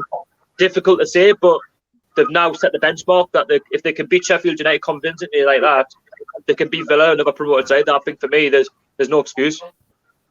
Considering how defensively Sheffield United are as well, and they're chasing Europe.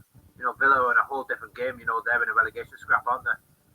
I think Sheffield United, I think I said to you before the game, with that formation, they were going for it, with Billy Sharp and McBurney up front. I knew I think Lawrence hit the nail on the head. I don't think they were fantastic against Aston Villa. I know they should have scored, but even Villa had chances that going into it. They probably should have finished 1-1. I mean, they haven't been brilliant, but they are a good defensive side. But I think when you go to St James's Park, if you go on the counter-attack from the start, you've got to get that first goal, and if you don't, you're going to get punished. And they obviously felt of the sword, unfortunately. That's how to say, yeah.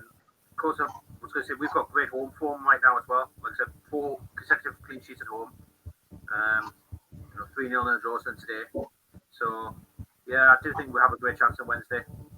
I initially was going to say just 1-0 Newcastle. I thought it'd be a very tight game. But today, the way we played today, I see it's getting more than just 1. I think we've got a great chance against Villa. I think they're beatable. And I think if we get that win again against Villa, 2 back-to-back home wins, it'll be 41 points. After that, sky's the limit. You go from there, really. But you've got Man City in the FA Cup. There's no pressure to stay in the Premier League. You've got that 41 points. You don't have to worry too much. Just give it again. Just go for a third time. Give it your absolute all against City. And if you get beat, you're not expected to win. They've got, like you say, they've got quality players. But I think I'd like to get that 40 points mark by Sunday. That would be a successful season in the Hebrews, I think, if we can reach at least 40. And if Archer's dream, if we can reach 50, that would be a dream. But, that's what I've said. Why can't we? Do you know what I mean? We've got what it takes. And I have to tell you what, mind.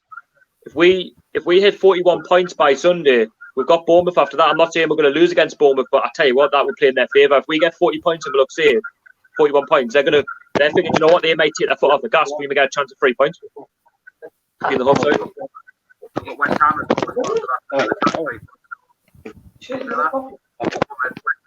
at least 47 if we can get those victories. And Watford and Brighton, I think will be a bit tougher. Maybe finish on 49. So who knows? But if we can get 50, that would be brilliant. Yeah. Right. I'm going to read some comments out. I'm not going to keep everybody in the stream. Who would like to leave the stream? Go on, I will. Are you sure? Yeah.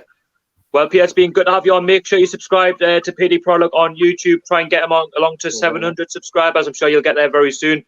Check out his match. He's got a match review out later on, I believe, and you've also got a preview coming. You've also got quick thoughts, I believe, as well. So go and check that out. And I'm sure we'll be seeing you back on the channel Wednesday night. Yeah, no problem, man. Definitely. Enjoy the rest of your night. Great result, and have a few cans and celebrate. I will do. Cheers, lad. See you later. See you in a bit, mate. How are the lads? Right, do you both want to stay in the stream, yeah? I can do. Right, so we've got a few comments, so I'll just read them out. If you want to chip in, you can, more than welcome to. So, Danny Westcott, he's been waiting for nearly an hour for this one. Maximin and Joelinton look a lot leaner. Also, I've never heard a commentator get players' names mixed up. I bet he can't wait for the names to be back on the shirts. I think it's Black Lives Matter, isn't it? It's obviously you can't really see the names anymore, but he's been talking about Maximin and Joelinton. I thought they were both quality today. I think Joelinton's confidence, he needed, like I said, he needed that goal, but it was all through Maximin's hard work, I would say, for his goal. Definitely. Yeah. Next one is from Karen Davison. She says, first we beat Man United. Now it's City's turn to get creamed. Yeah. Well, it's not possible, like we said. I think it's not possible. It won't be easy, but it's not possible. That's the one thing we've got to look at about Man City. We had a message from PD Prologue, but he'd literally just joined the stream. I think it was a long time ago. So I do apologise to anybody who's your comments, reading them out a bit late. Michael Barrymore says, how are you coping with losing your dog, mate? I lost mine a few days after and it's so painful. Difficult for the first maybe few days, week, but I realise he's in a good place now and he had a good life, 13 years for a Jack Russell. And I've got the other dog as well, but he's there in spirit. But I am sorry to hear about your loss, mate, and I'll send my condolences out to you and your family as well. Retro NOC, he said, sorry about that. The next one is from White Trout Channel. Solid display. Richie, Almiron, Maxi, and what's that? Is that Sean? Looks like Sean to me. Great performance. I was going to say as well what Karen Jackson said. We beat Man City last season at St James's, didn't we? Yeah, I yes, was at the match. 2-1. I was at the game as well. We could do it again. Who knows? I don't see why we can't. I think we've got a good chance. I mean, we've beaten Man United, we've beaten Chelsea. Man City are not having the best of seasons. Obviously, they're not going to win the Premier League, and they're going to want to go for the Champions League. They've got Real Madrid. We probably could have played them at the wrong time. Obviously, they demolished Arsenal. They've got Burnley, I think, tomorrow. I think they'll end up beating Burnley. Their confidence will be really high, but it's for Man City, it's where their intentions lie. Do they want to win the FA Cup again, or do they want to go for the Champions League? And they're already ahead on Real Madrid. If I was Pep Guardiola, I would definitely go for the Champions League. You know, he's won it before Barca. City have won the FA Cup a few times. You know, for me, the Champions League is much bigger than the FA Cup. And, you know, with them considering they're going to get banned for the next 2 seasons, I think it'd be great for them to do that. I would definitely go for the Champions League. Well, with the money that's coming in through Man City, it's something they've got to go for. I mean, they've won the FA Cup numerous times.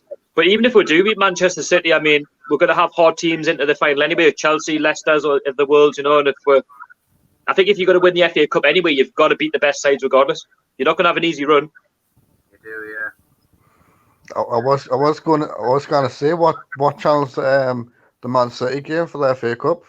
BBC 1. Yeah. They got free view. Can you afford it? It's free.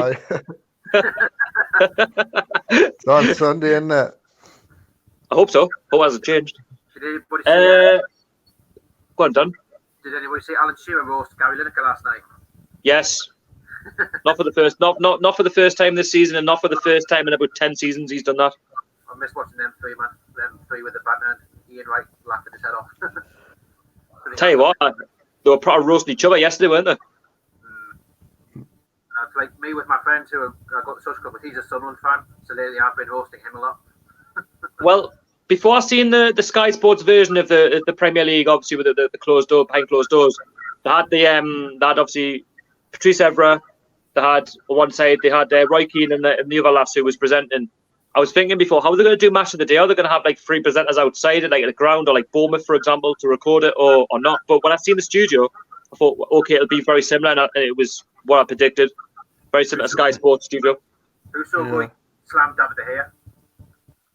Oh, I thought he was wrong to slag him. I know he's not the same anymore, but at the end of the day, it was a difficult one to save, I would say. I mean, Tottenham are a good side. They are. I've never seen Roy Keane that pissed before. I know he can be really pissed off, but yeah, I've never seen him. When is Roy Keane never ever not pissed off? Exactly. Toppins Games, YT says, great team performance from the lads. That's what we've basically been saying all day. Probably the best performance we've seen in a while, especially at home. I mean, we hadn't seen the goal since, I can't remember the last time we scored a home goal, to be honest, but score 3 today. It was certainly our best performance in the league this season, by far. I mean, I know, yeah, we beat the likes of Man United at home and Chelsea, but they weren't good performances. We just got lucky with the 1 goal, especially against Chelsea. But the way we played, especially in the second half today, we were dominant second half, and as we said earlier, the red card changed the game, to be honest. Yeah, White Trout Channel says that is the best display from Danny Rose in a black and white shirt this season. I have to agree with that. I think for the second goal as well for Matt Ritchie, it just goes to prove, like, you can prove the doubters wrong. You can say what you want about him and stuff like that, but you can tell he's that ex-England international. He played for Tottenham. You need a bit of quality like that where you can pick somebody out like Richie, and obviously Richie with the goal of the game. It's all come through Danny Rose for the assist. Yeah, I think as well. I've seen a few rumours that we could get Rose on a permanent basis as well. I think 5 million. Is his buy cost? Would you take him? I would. He's got the international experience. He's not the best, but he's a talented player, and I think he'd be a great addition to the squad. You know, considering Paul Dummett was getting injured, and I don't know yet whether we're going to get Drexel Willems back, which would be great. We'll have to wait and see for him, won't we? Yes. Chris NUFC says, "Hi Sharky, good win today. Hope we can get a win on Wednesday night." I think we've all discussed and said that we believe we can get a win on Wednesday. I think we can, with the confidence we've got at the minute. We've not just beaten them 1-0, 2-0. We've beaten them 3-0. Could have been more. And against Villa, who are beatable in the relegation zone, that could be the game where we confirm, you know, we're safety. I know a lot of you will say, well, 38 points, we're safe. I don't like to be that naive to say that. Yes, it's 11 points, but that could change if we went on a dodgy run. But Wednesday, for me, I think it does it. And everyone always said 40-point gap is always that one when you say, yeah, you're safe. You know, it's never easy to go down with 40 points. The only time I could think of was 2003, West Ham were relegated with 42 points. But I can never think of any more higher than that. Exactly, because there's a lot of teams on like 27 points, 2 or 3 of them anyway, and you've got the other one, Watford, I think, on 28. So there's still a bit of drift. Yeah, and considering we played few of the teams from the bottom as well, you know, that's our good chance to get them wins to the bag. Somebody agrees with you here, Dan. White Trout Channel, he says Andy Carroll looked sharp, and it has to be said. I thought he looked quite good, to be fair. He was unlucky probably not to score.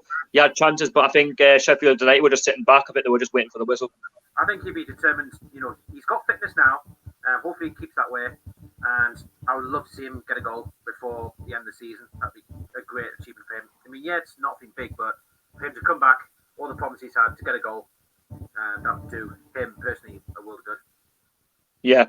Chris NUFC says, after today, Sharky, can you see us beating Man City in the FA Cup? Of course we can. I think it's going to be, don't get us wrong, it's going to be a tough game. Man City are a good side, but if we turn up, they're beatable. Yeah, and I said it's not impossible. You know, it's very difficult. Nobody, you know, the thing is, nobody's got an advantage. We're at home, but we know that Man City are a good side. But while we're in the quarterfinal, why can't we dream that we can, you know, go all the way? I just need God for it. Yeah, it's one of those things, especially in the FA Cup. You know, you see loads of FA Cup shocks over the years. You know, even say if, like back in '92, Wrexham, they went for it and they went and beat Arsenal when Arsenal were the FA Cup holders at the time. So, yeah. I think for Man City game, it's at the end of the day, people can call it a free hit, whatever you like. But at the end of the day, if we get beat off Man City, I'm not going to like start having a go at the players or Steve Bruce, because Man City, I'm not deluded to say they're not a good side. They're a good side. You know, we're probably being given the toughest FA Cup tie. But if we beat them, fantastic. If we don't, our intentions this season are just to get a cup run. But if we're coming stuck against a very good side, then albeit we're being beaten against a Man City, if you get beat off a Wigan or something like that, it's disappointing. But our bread and butter is just, we know that the regime is just to stay in the Premier League. Unfortunately, Stevenage, what happened to us years ago. So, sorry I had to remind you of that, but you know, one of those things. That was when we were going to be pissed off, lose to teams like that. But Man City, fair enough, because they're all a good side. But you never know, really. The next one is from Karen Davison. She says, I got up to make a coffee between the first and second goal, started singing Blatant Races while waiting for the kettle. By the time I got back to my seat, they scored the second. Tell you what, you came back to a great second. Brilliant. When you use clapping Blatant Races, I mean, I don't think I was, to be fair. I think I was just trying to focus and try and get the second goal. Let's just not mess up. Yeah, absolutely. Right. Next one is from Danny Westcott. Ryan Fraser isn't turning down 100 grand. I think that's what Peter said, I imagine. Just because he's greedy, why would he want to stay at Bournemouth, their estate? I think he's got to honour his contract at Bournemouth regardless if they're a small club or not. You know, he's playing in front of a good manager. Yes, we know he probably wants to move on. But at the end of the day, you've got to stay professional. I don't know how much he's on a week, but at the end of the day, he is a good player for Bournemouth, and whether they go down or not, if he stays in the side, yeah, he's a good player. He'll stay at Bournemouth. He'll move on. But at the end of the day, you can't just to paddy fit because you think Bournemouth are a small club, they're in a mess. You are part of that 25-man squad. You've got to give your all for that club, regardless of where they are in the league, to the very end. You can't just say, "Oh, I'm on this amount of money, I want more," and because you're not giving us more, I want to leave. Did you watch Bournemouth and Palace last night? I caught the last 20 minutes because I just come back from a long walk at the air course, and as you can probably see, I'm sunburned all over my face. Burnt, like. Honestly, man, I'm sunburned, mate, to the core. And it's just absolutely ridiculous. But did you see the Gary Cahill yesterday on Josh King? Is that from Gary Cahill? On Josh King, there was questions. Should have been a red card. I think I got no. I don't, in my opinion. VR did check it and they did say no, but there was still loads of questions could have happened. You've seen them given. Oh yeah, that's understandable. But I think I thought it was a well-timed tackle in my opinion. But it's one of them players can go down theoretically. They can do whatever they want to get a red card for the opposition. But when I watched the game yesterday, for me, for Bournemouth, that was a must-win against Crystal Palace. I know they're a good side on the day. They've got some good players. But equally so Bournemouth. But for me this season, they've definitely underperformed. And that's why I would be confident maybe when we go to Bournemouth in a week's time that we'll go down there and get something because they look as if they've... I wouldn't like to say they've thrown the towel in, but by the way they played, they look... Obviously with Fraser not playing, they look down and out, don't they? They never really threatened Palace last night. I watched the game and they didn't look threatening at all.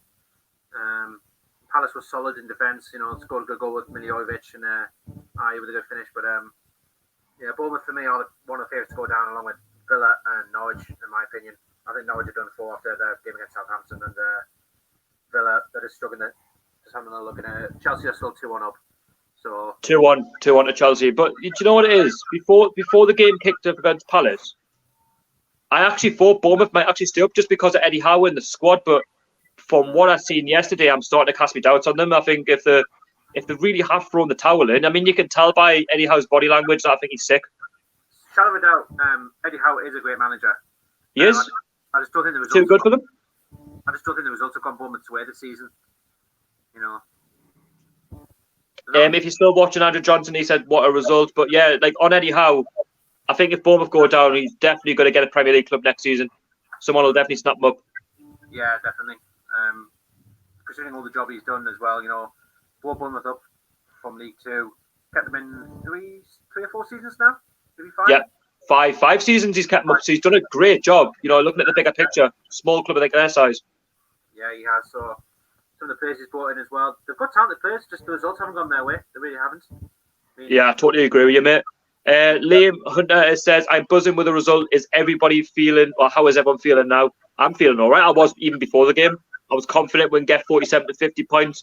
I think Steve Bruce is getting the best out of the squad. I said to you before, the players are playing for him and they're giving their all. That's all we expect. As long as you try. Yeah, definitely agree. Today's result, I've said it before, in the second half, it'll give us a confidence push and adrenaline rush as well. So, yeah, I really fancy to keep this up. Yeah, Karen Davison hits the nail on the head. Well, we're still won.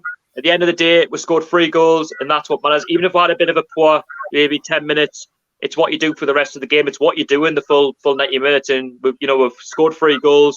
We've kept a clean sheet as well, which is the most important thing coming back. Considering as well, Martin's wrapping hardly did anything today.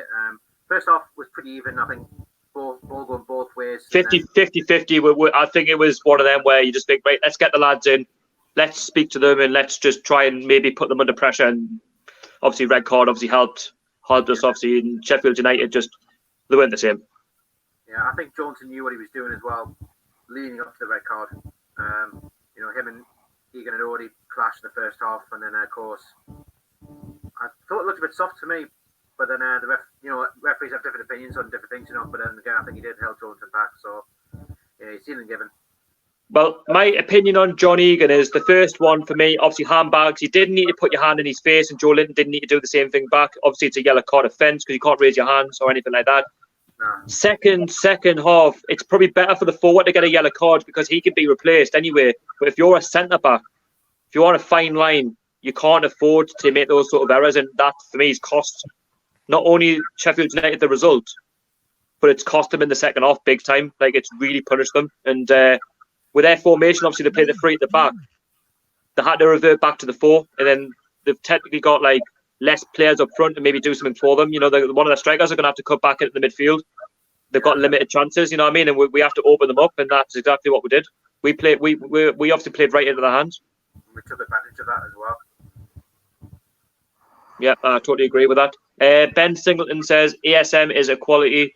Almiron is very special prospect. I think ASM and Almiron have been fantastic this season, especially Almiron. For what I've seen of him, I've definitely seen a big change in him. You know, with Alan SAINT-MAXIMIN in the side, he's become a better player. He's making more space for himself. You're seeing him, you know, have those chances. And with SAINT-MAXIMIN, he's grown in confidence as well. I was saying it's all down to Steve Bruce. You know, the way the lads are performing, the way they're giving that all for the shirt. You couldn't have said that maybe 3 or 4 months ago, but since he's changed the formation, you give Bruce credit and you give the squad credit for the way they're going about it. But you definitely see the best out of them. Absolutely, especially now with Almiron, considering the slow start he had. You know, came in, £21 million signing.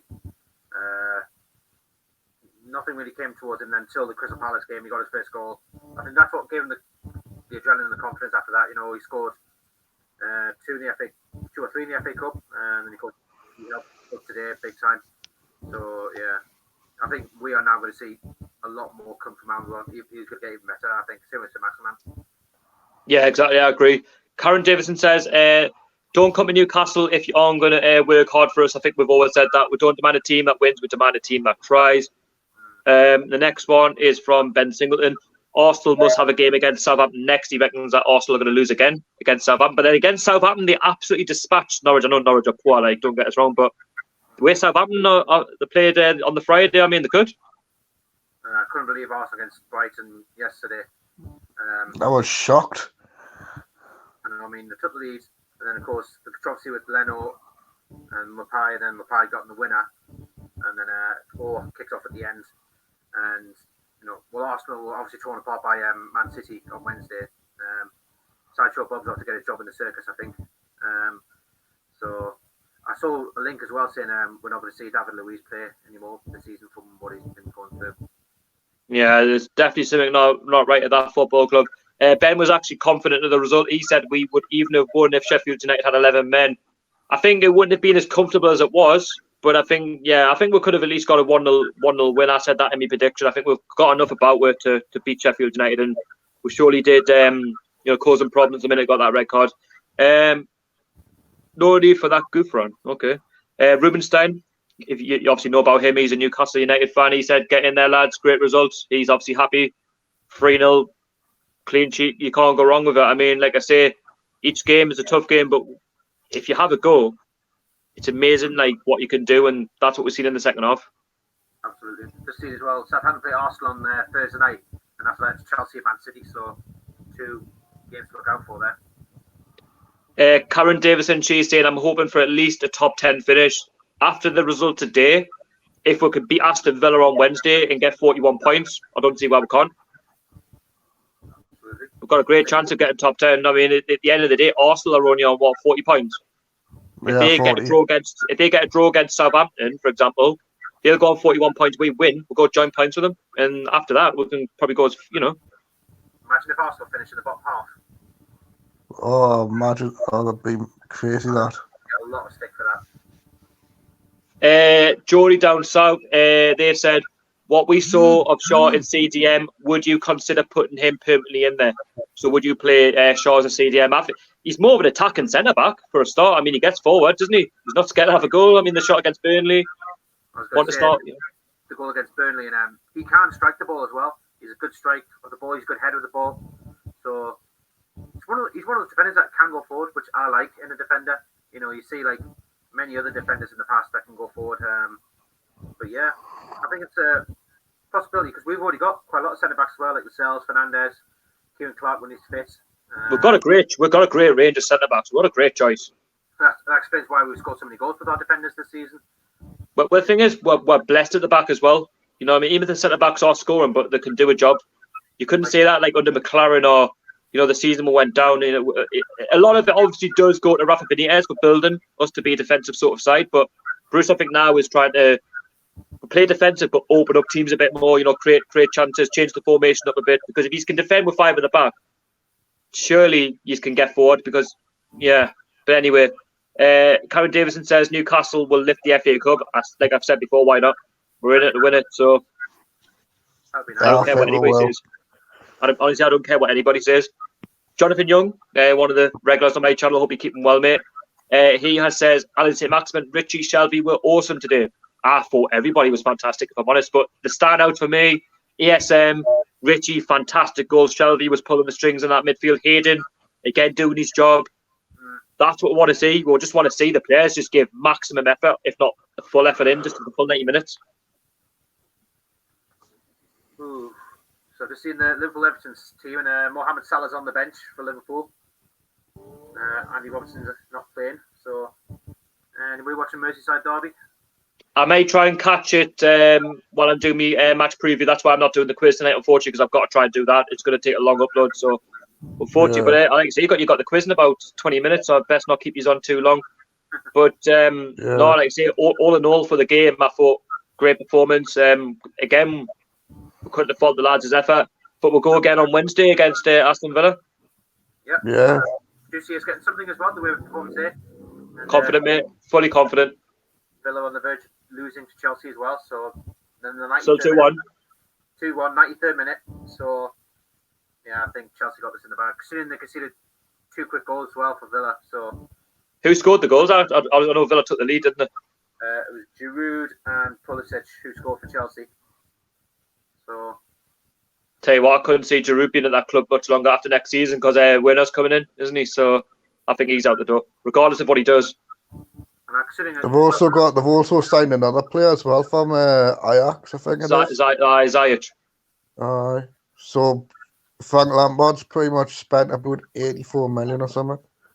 Let's hope we spend more than that next season.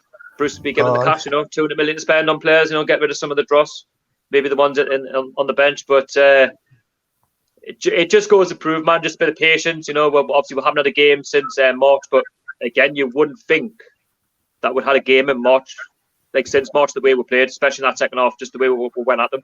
We caused them problems with the off. Absolutely. But for me, going to the Villa game, same side, same attitude, give it your all, and we'll go from there. Yeah, absolutely. I think after today's performance, we'll definitely have the confidence and the drive to get something. Get another win. Five games at home in a row, I think we'll be unbeaten. If we can get a clean sheet as well, it'll be even better.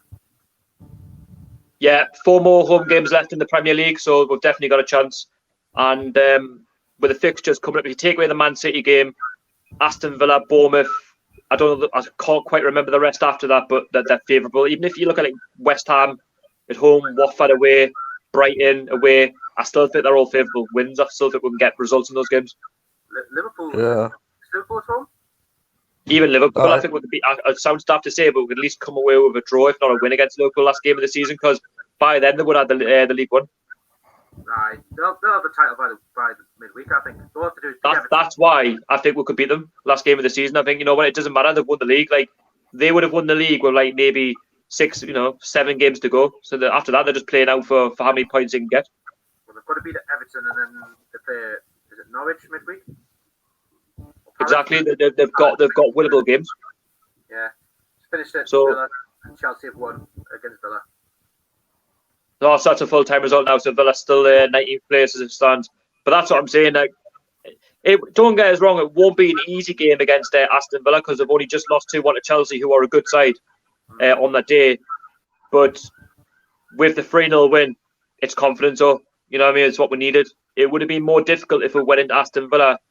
If we went into a defeat or a draw, I think we needed the win regardless. And just the fact we've got those 3 goals, the players now know that they've set a benchmark now. They can go on and get those 3 points, and they know that 40 points is within reach. And if they can get that result on Wednesday, that's it.